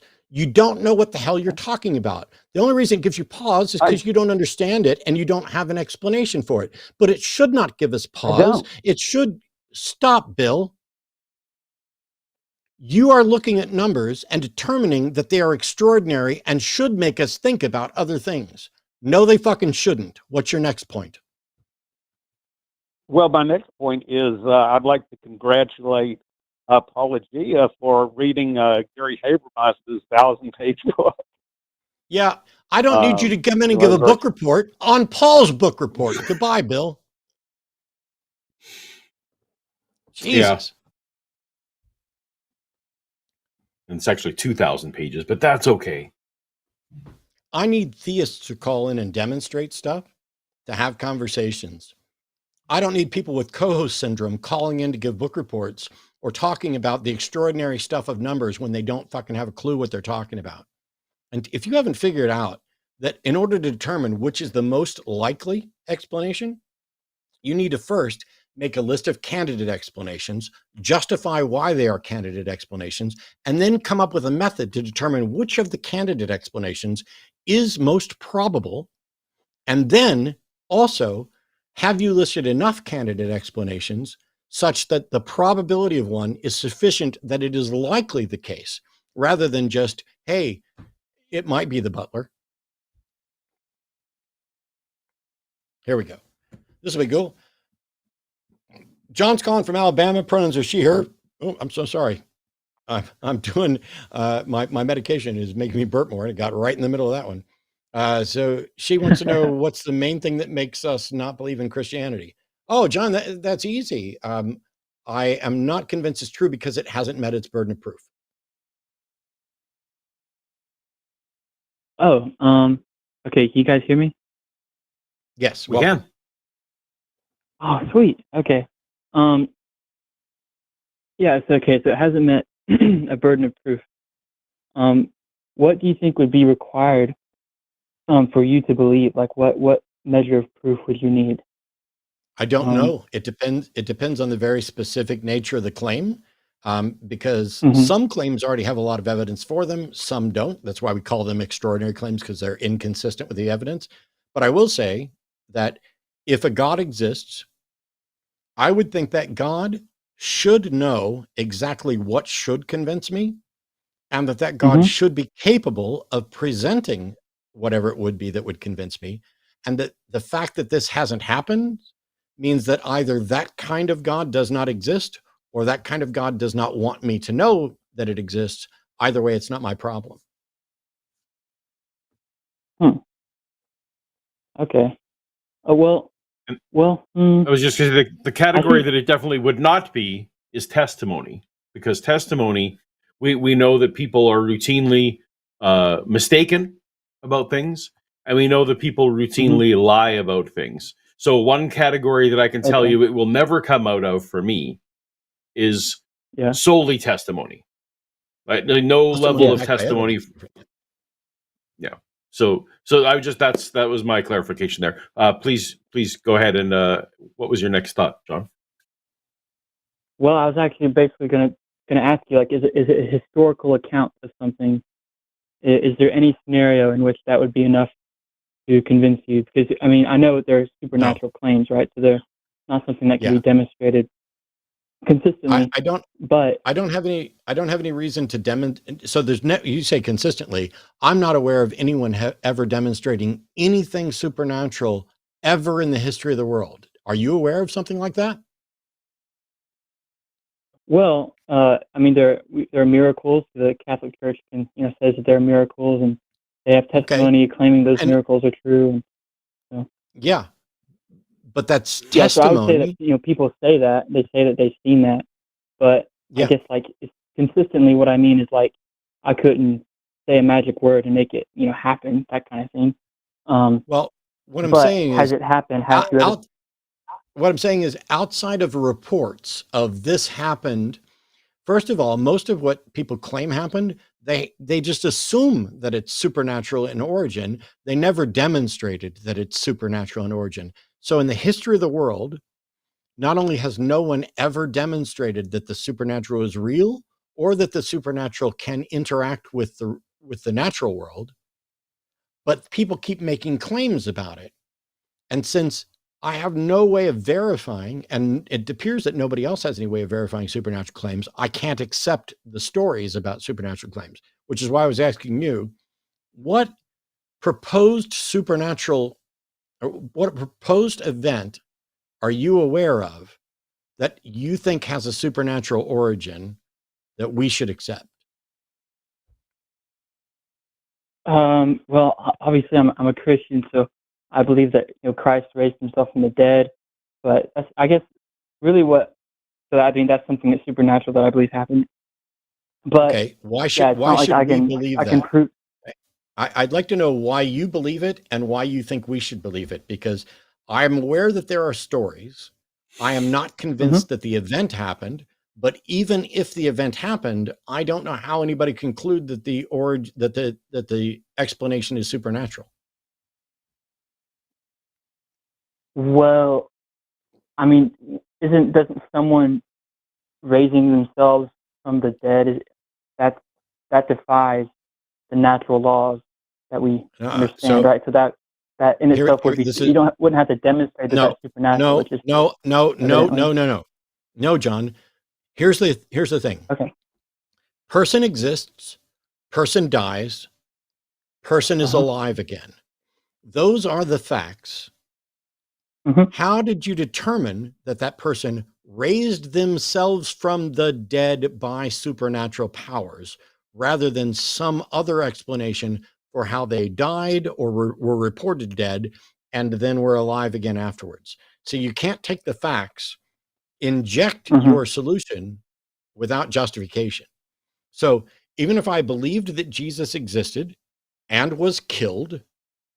and was alive again, I've died and come back already once, thanks to medical intervention. I don't think that medical intervention Oh, existed I've had a triple bypass. I don't think that medical intervention existed in the first century, but we know no, of people who have been clinically dead and come back. Mhm. We know of people who have been buried alive and died afterwards because they couldn't escape. We know of people who've been buried alive and came back, and it was common enough that they would bury people with a bell and a string for them to Yeah. pull just in case. So if the story is Jesus lived, died, and then a couple of days later was seen alive again, Mhm. how did you determine that the correct explanation, or the most probable explanation, is that he resurrected himself by a supernatural powers? Well, so for the case of Jesus Christ in particularly, you have to look at the context of it. And the context is that he reportedly performed these miracles his whole life. He reportedly claimed to be God, and he reportedly predicted that he would do this, that he would die and then raise And I'm himself from the dead. And then reportedly after he rose- impatient as fuck when people start talking about reportedlies. I know what's been reported. Hey, I used to trust me. believe this. I used to believe this. I used to teach it. I was going to preach it. I know what has been reported. I'm asking, how do we verify the reports? Okay, so when someone claims that they saw something, like they give a testimony, right? That's them saying that I saw this, and I know he said these things, right? So you're taking them at their word. It's a historical, right? The historical account, so someone wrote it down. Okay, but then they say If that I tell hundreds you, of people saw. if I tell you that I saw someone's limb regrow in front of me, are you going to take me at my word?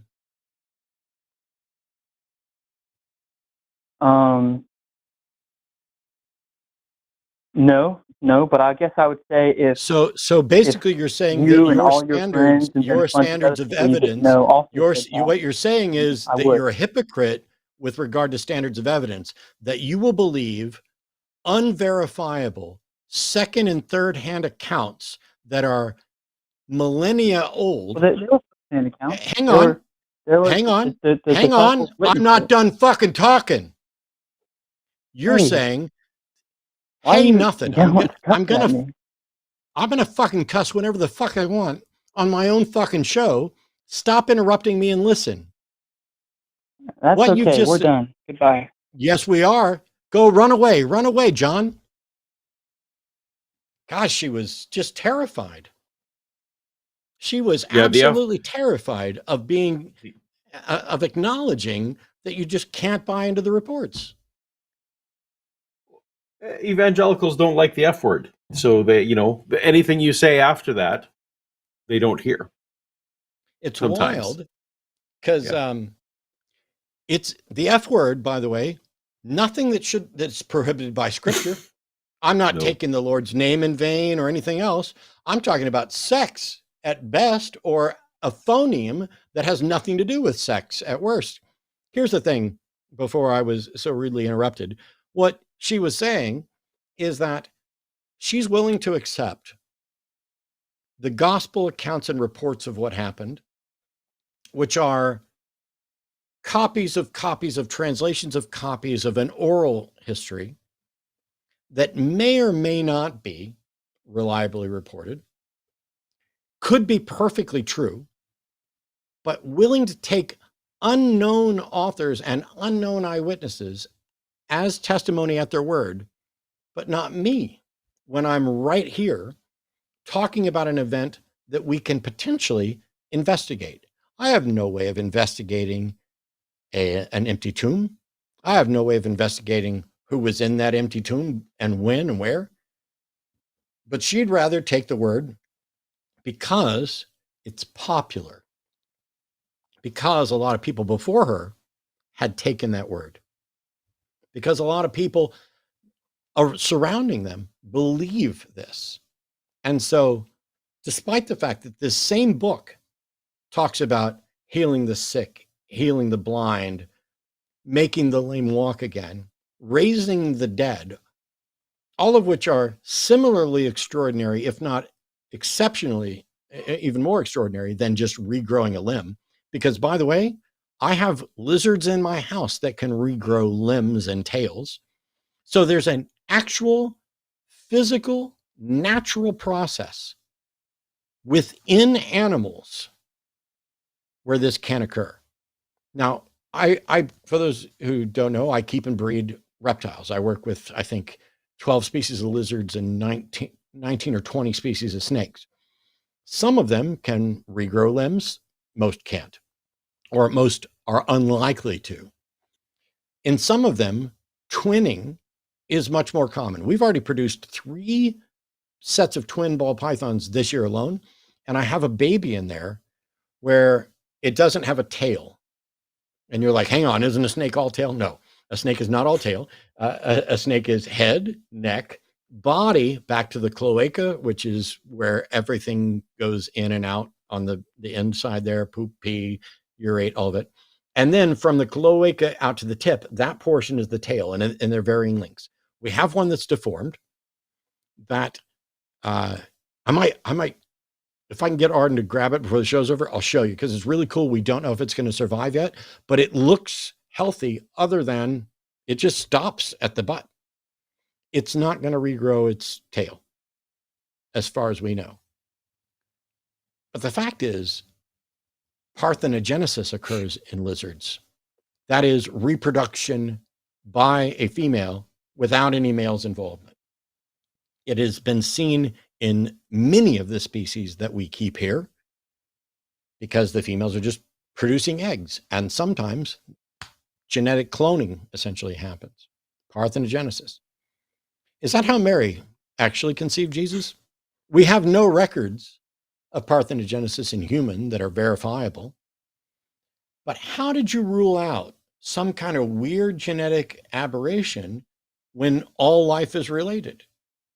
No matter how improbable it is for humans to reproduce parthenogenically, isn't that still more probable than magic impregnated her? I don't know. But when you say you're willing to, now granted, it was John. When John says that she's willing to accept, somebody else's testimony and not mine, maybe it's a personal thing. Maybe I'm just not particularly trustworthy.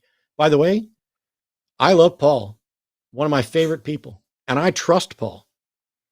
If Paul said he watched somebody regrow a limb in front of me, I'm not going to believe that that's what actually happened, but I will definitely believe that Paul's trying to tell me what he thought, what he saw. I just don't think he actually saw a limb regrow. Did you? I have not yet. All right. So we have somebody calling here. Mark is from South Carolina who says he has proof of the supernatural. How can we prove the supernatural, Mark? Well, here, I have a YouTube search for you that I'd like to leave with you and then check in. No, Mark, that's not how this works. I'm going to mute you for just a second. I don't have time in the show to go watch a YouTube thing and comment on it during the show. I'd be happy for you to send a link to the email for us to review some other time. You say you have proof of the supernatural. I'm going to ask this just really peacefully here. Is your proof of the supernatural a YouTube video? Yes. What does the YouTube video show? It shows John Edward, the psychic medium, doing a reading for Anderson Cooper. John Edward, I do, not only do I not believe that John Edward has any actual psychic power, I believe that he's a fraud. But to whatever extent somebody might conclude that he's able to do what he says he does, how did anyone determine that it's supernatural in origin? How did you rule out that John Edward is a time traveler? Well, I didn't rule that out. Cool. Then you don't have proof of the supernatural. You have an unsolved mystery. Well, if he can communicate with people who are dead, I'd call that supernatural. No, Mark, you have no way of demonstrating that he is in fact communicating with people who are dead. Well, if I send the link to you or the search to you, will you take a look at it? Probably not. I mean, you because say I you're researched. interested. Probably not, because I've already researched John Edward thoroughly when everyone was debunking him. But at the end of the day, even if someone claims to be communicating with the dead, you have no way of demonstrating that that is what they are actually doing. And even if they were actually communicating with the dead, you have no way of proving that this is supernatural. So you don't have proof of the supernatural. You didn't rule out time travel or anything else. All you have is someone claiming to talk to the dead. How would you possibly show that the person claiming talk to the dead is in fact talking to the dead? And that the dead Just are from talking the, you have to see the clip itself. The way that people react, the people who know these dead people. No, Mark. I don't. No, Mark, I don't. And that is not a method for determining truth. Watching an audience's reaction to a cold reader and hot reader fraud is not proof of the supernatural. Thanks for calling. So Mark's called in before to talk about this psychic phenomenon. Mark, you can send us an email with a link to it. I probably won't waste time because I remember investigating Mark Edward, I don't know, around TAM 7 in pretty good detail when South Park, I think, was calling him the biggest douche in the universe. But the difference is testimony isn't going to convince Paul or myself. And that includes a YouTube video of someone claiming that they're communicating with the dead and people reacting to it. Because I'm a magician. I can stand on stage and pretend to read people's minds in a variety of different ways and in ways that seem to be absolutely impossible until you know the secret. And when you investigate people like John Edwards, what you find is that a good many of them are doing hot readings. Whereas when you show up to a John Edwards thing, you fill out a card where you say who you're hoping to hear from, among other things. Those cards are collected by people. And then the show starts. It's amazing. How does he do it? What were you going to say? I was just going to lend my own eyewitness testimony that I've seen your magic shows, and I can also attest that the audience didn't know how you did it. So, like that. At least the ones I don't screw up. Yeah. So it's not really evidence of anything. True. Look, it's amazing. I just regrew a limb right here on live TV. Amazing. So our final two callers have been on hold for ages. So Nadine is calling back. We talked to Nadine back in September. How are you, Nadine, and what's going on? Hola, Matt. ¿Cómo está, Paul? You handsome devil, you. Hey, you can't be commenting on the host looks. That's inappropriate. Hey, Matt. I had your hairstyle for a while. Are you feeling better?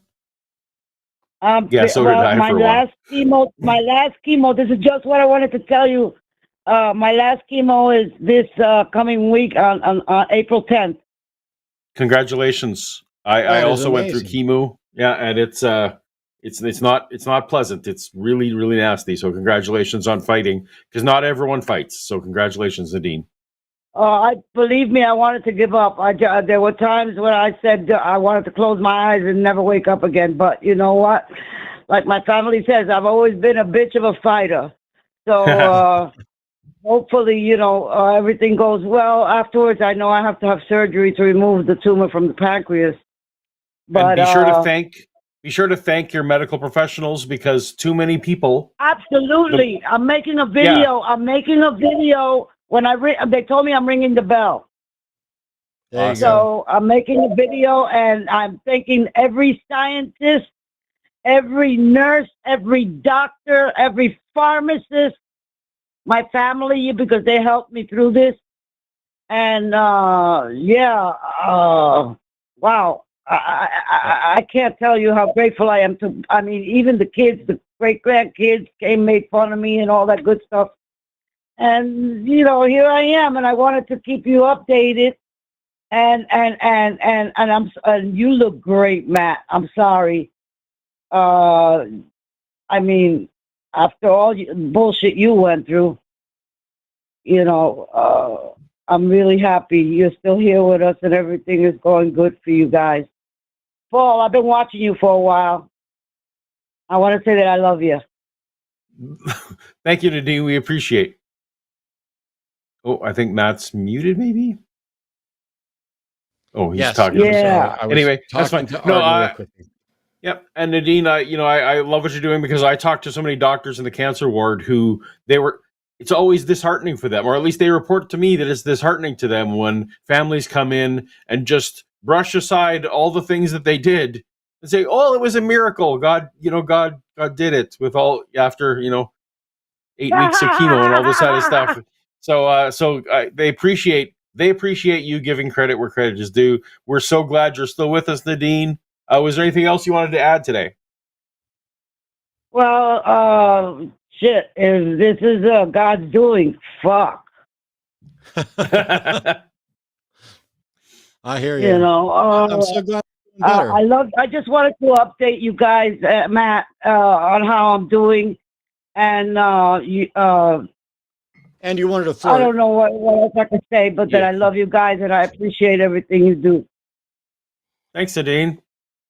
Hang in there. Okay, I wanted to keep it short, so if you have any more of these people that want to praise the Lord, you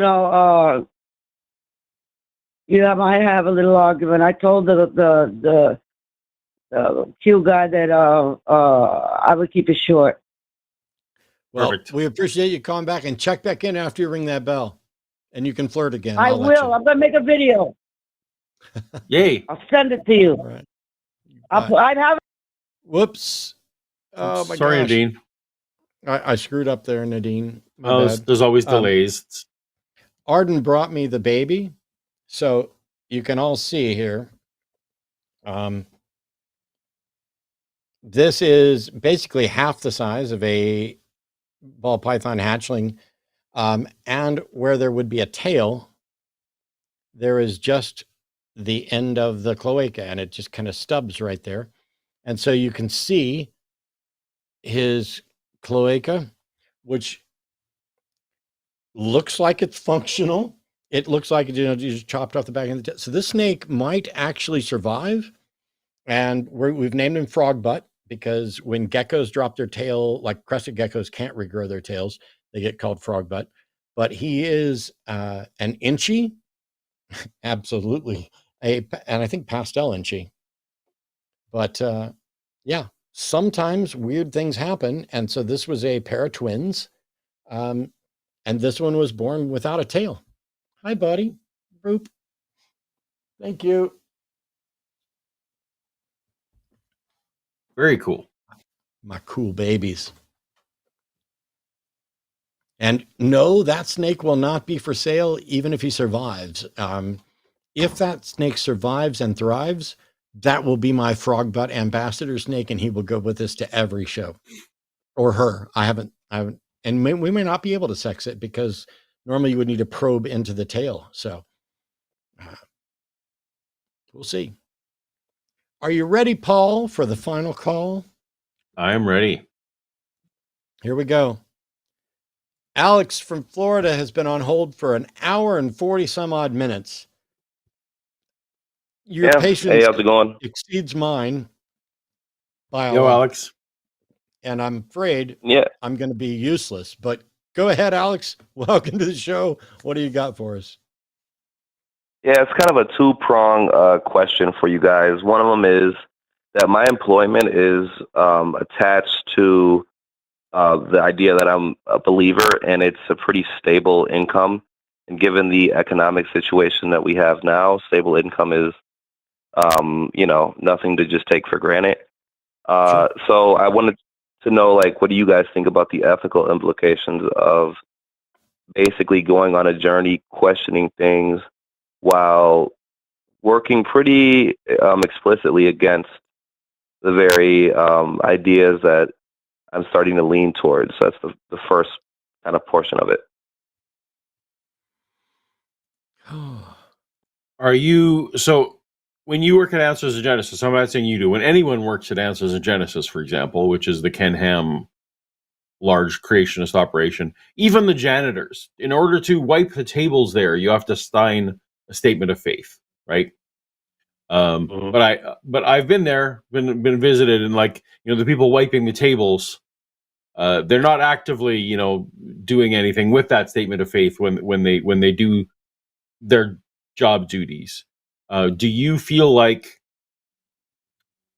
is the statement of faith that you are either signed or are inferring by remaining employed there, is it does it interact with the duties that are required of your job?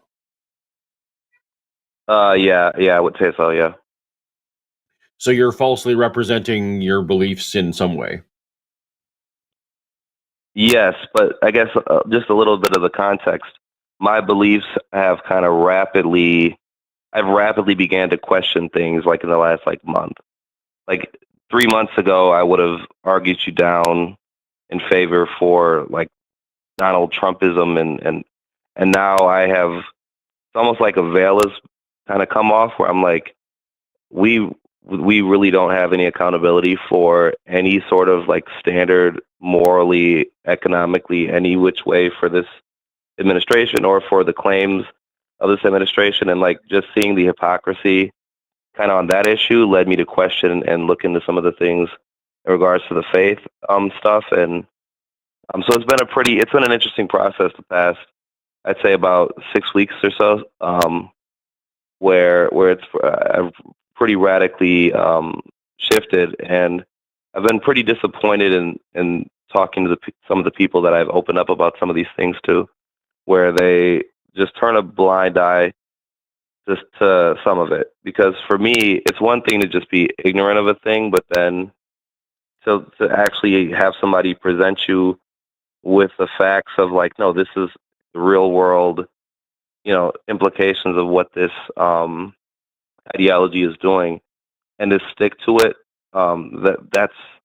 it's a disappointing thing. But then I feel like kind of a hypocrite because I'm still working my job, but then I have my family and I just bought a new place, and so you kind of get how I'm a little stuck here. Hello? Yeah, I'm going to pass this to Matt soon because this sounds like it's more a political thing than necessarily a religious thing, and I'm not one of your countrymen. But I will say, so one of the things that I was actively, a youth leader and a worship leader in a church when I started deconverting. One of the things that I started to do, because just ethically I couldn't figure out, but it took me, it sounds like with you, it took me a long time to figure out where I was going to land, and it would have been very premature for me to have quit. When I was just kind of like, oh, this might all be garbage. What I did, I actually, every time I was on stage, just my conscience prompted me to have other people pray. I still sang the songs, I still did the thing, but like when it was praying or some of these things, I started backing my way out just for my own conscience. That's everyone's conscience is going to be different. I guess my question now, though, it sounds like you're saying, not only is the lying weighing on your conscience or the misrepresenting of your own your thoughts, but that you suspect that your employer is actively doing harm. It sounds like, and that's for me, that would be an extra level of consideration, at least, that you're not only just misrepresenting your own thoughts, which is fair. Like actors do that, right? Like if you're performing on stage, someone has to play Hitler in the movie, right? Like, but they don't believe Hitler is real, so they're performative in that way. But if you feel like the actual endeavor of your employer is to harm people, that adds an extra layer for me. Does that add an extra layer for you, Matt?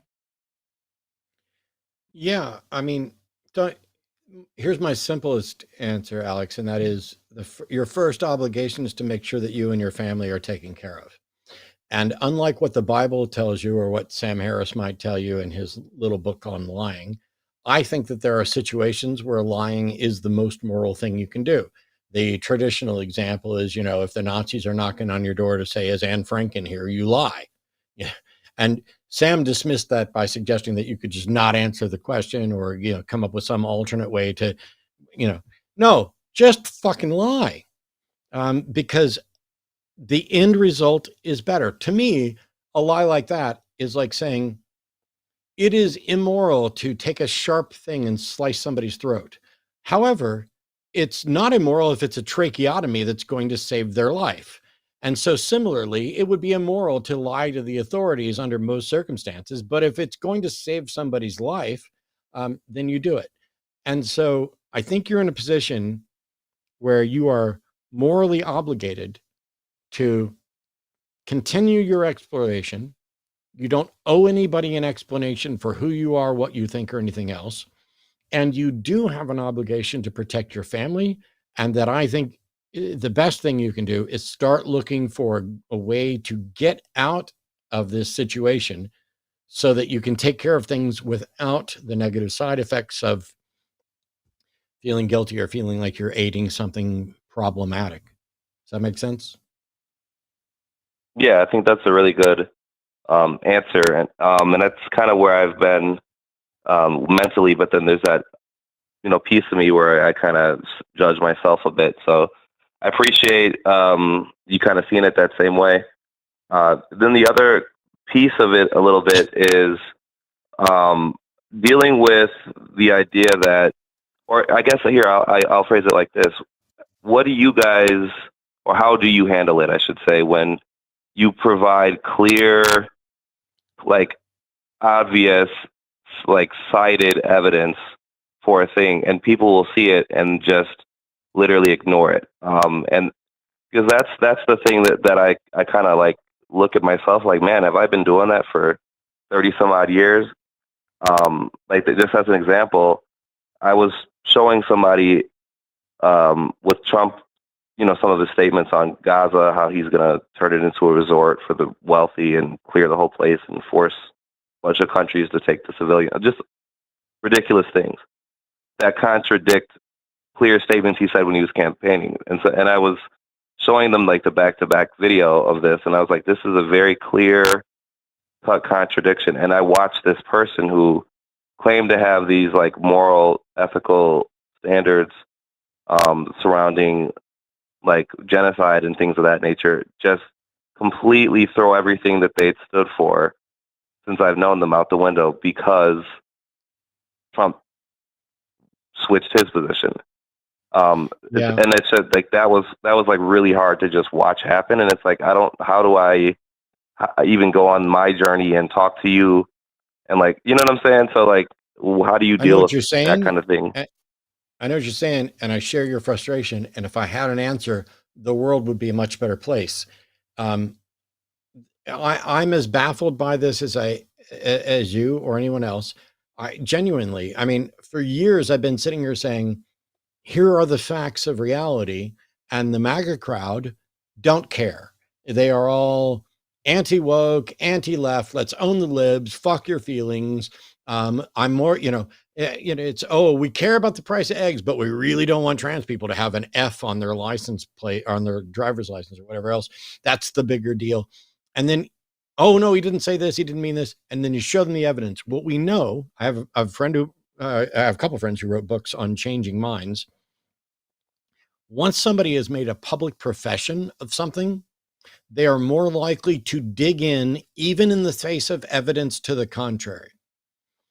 And we know that, for me, one of the best things to do is, once you realize you're not going to make progress here, is to take a step back and have a conversation about what sort of things might change your mind. What sort of evidence are you willing to accept? What sort of base principles are you starting with? And maybe having that conversation gets you to the point where they have to have some kind of break. And it's, you can just highlight it, and then they're either going to recognize it and change, or you are currently battling a lost cause. Some people have to hear things multiple times. It's, you're kind of overcoming the fact that they've heard this lie 75 times. And so you might have to tell the truth 77 times to get them over that hump.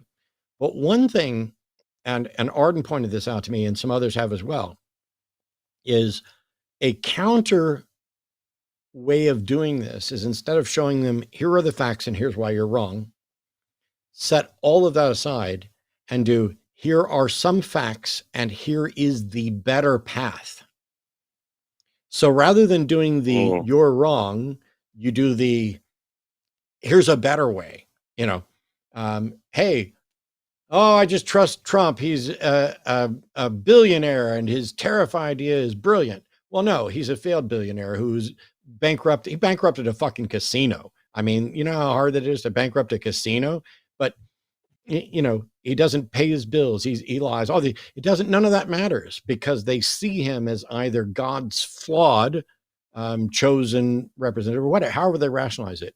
If instead you present them a better option, and so set aside everything about Trump, ask them what is the better world that they want to see, and then show them a better path to get there, that might be the best way to do it. But I don't know, because that's not normally what happens in the conversations I have here. Okay. Well, yeah, that's what I have for you guys, and I appreciate the insights on it, and I'll just keep going on my journey here, and yeah. Awesome. Well, Good thank luck, you, Alex. I Alex. appreciate the call. And let us All right, know if thanks. something Bye. changes. All right. Well, that about does it. I mean, we're out of calls. It's a little after 4:30. I had so much fun, Paul. We need to dig in on the other Paul and figure out, because I'm not a mythicist, and neither are you, as far as I know. But this notion that, or are you? Do I don't want to? No, I'm not a mythicist. No. Although my position, which I believe is similar to yours, is that it seems more likely than not that there was a Jew or several Jews whom these legends were based on. In what point does it become mythicism? Like, if you traveled back in time, could we ever find the guy? Like, I don't know. So anyway, yeah. I did a video recently about candidate explanations. And so if we were like, okay, here's the story. There's a story about Jesus. What are the candidate explanations? It's all entirely true. That's one. It's partially true. There is an actual one specific person there and some stuff glommed onto the story that may or may not be accurate, kind of like George Washington and a cherry tree type thing. Or the stories are amalgamations of several people. If you make a list of all the things that are claimed about Jesus in Scripture, in the accepted Scripture, I'm not going to go outside of that for now. So the canonized, and I get it. It's going to be different whether you're, which religion you're in, but take my 66 book Bible. Yep. And if you take the things that you learn about Jesus from in there, none of the things that are relevant to his divinity or anything about the theology are in any way confirmable as real. And the things that are most likely or most probably real are completely trivial. I mean, these are things I know about my cousin Joe. He's 63 and married. None of those matter to whether Joe is a billionaire that is secretly bankrolling the line. He's not, but none of it is relevant to that. So if you made this list of here's all the things that we claim about Jesus, which of them are verifiable? Not even the name. Not even Yeshua ben, not even any of that is verifiable. Some of it I wouldn't think needs to be verified. If you say there's this dude, his name's Yeshua, I don't need to verify that, because the name's doesn't matter. You get to change your name. It shouldn't be a big deal to change your name. Celebrities change their name all the time.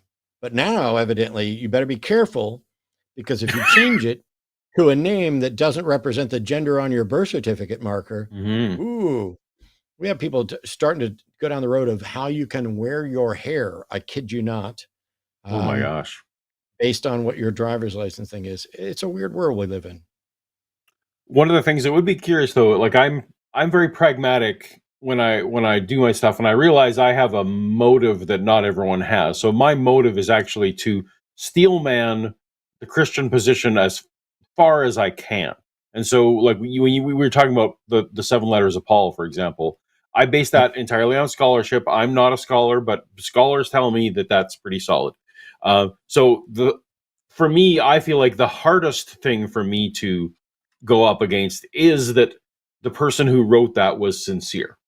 Like that's the biggest hurdle for me. So that's the one I adopt. I realized when you were talking about, well, we don't know whether, in Paul in those letters he lied. I guess that's something we can never know. But just pragmatically, and you do this often as well, but it's like, well, what's the hardest version to defeat? Well, the hardest version to defeat is that he's sincere. So that's kind of why I tend to lean that way, because it's more challenging. Yeah. No, and I'm in favor of doing that. It's one of those things. So I think mythicists are frequently, not always, there's different camps of mythicists, so I don't want to lump everybody in one bucket. I think mythicists are frequently making a claim for which they have no hope of ever establishing and meeting the established burden of proof. Because if you say this is an invented fiction, the whole kit and caboodle, I don't know how you could ever demonstrate that. If you claim that the character in there is substantially more myth than man, I think that's a reasonable case that you could probably make. But more myth than man doesn't mean myth necessarily. Right. Santa Claus is a great example of that, right? Like Santa Claus, there's nothing that looks like St. Nicholas anymore, right? But it was still based on St. Nicholas at the start. Yep. So, there are legends and stories, Paul Bunyan and King Arthur, and there are constantly someone going, I think this was based on a real person, and I think I found who the real person is. Mm-hmm. And this is the thing about earlier you were talking about how you wouldn't accept testimonial evidence for supernatural events. Not that you wouldn't accept testimonial evidence for anything. That's bizarre. Of course, Correct. We're going to accept it because it's already supported by stuff. But when you start looking at the testimonial evidence of these things, you have to go, hang on. Do I already have evidence for this? Is the testimony, worth it? What do I know about the person who's speaking this? There's a heuristic model that we follow in our head to determine whether or not something is kind of gut believable. And this is what skepticism is doing. This is where you get Carl Sagan's baloney test or the bullshit test or whatever. You are looking at, does this pass a sniff test? And if it passes a sniff test, we can keep going. We're not conclusive. And so steel manning the claims, hey, here's a book. It claimed it, we have good reason to believe it was written by the asserted author, Paul. And we'll go ahead and go with that. And that Paul is honestly trying to relay his experiences. How then can you explain his Damascus Road experience or his, interactions, with the disciples and what he found out? How much of it is true? How much of it is false? There are great discussions to be had, and there are scholars desperately trying to figure this out. And that, to me, is the nail in the coffin for Christianity. Because if, in fact, it were the case that this is true, and it were reasonable for anyone to accept it prima facie, then we would have all accepted it. There would be no reason for God to remain hidden. There would be no reason for there to be any debates.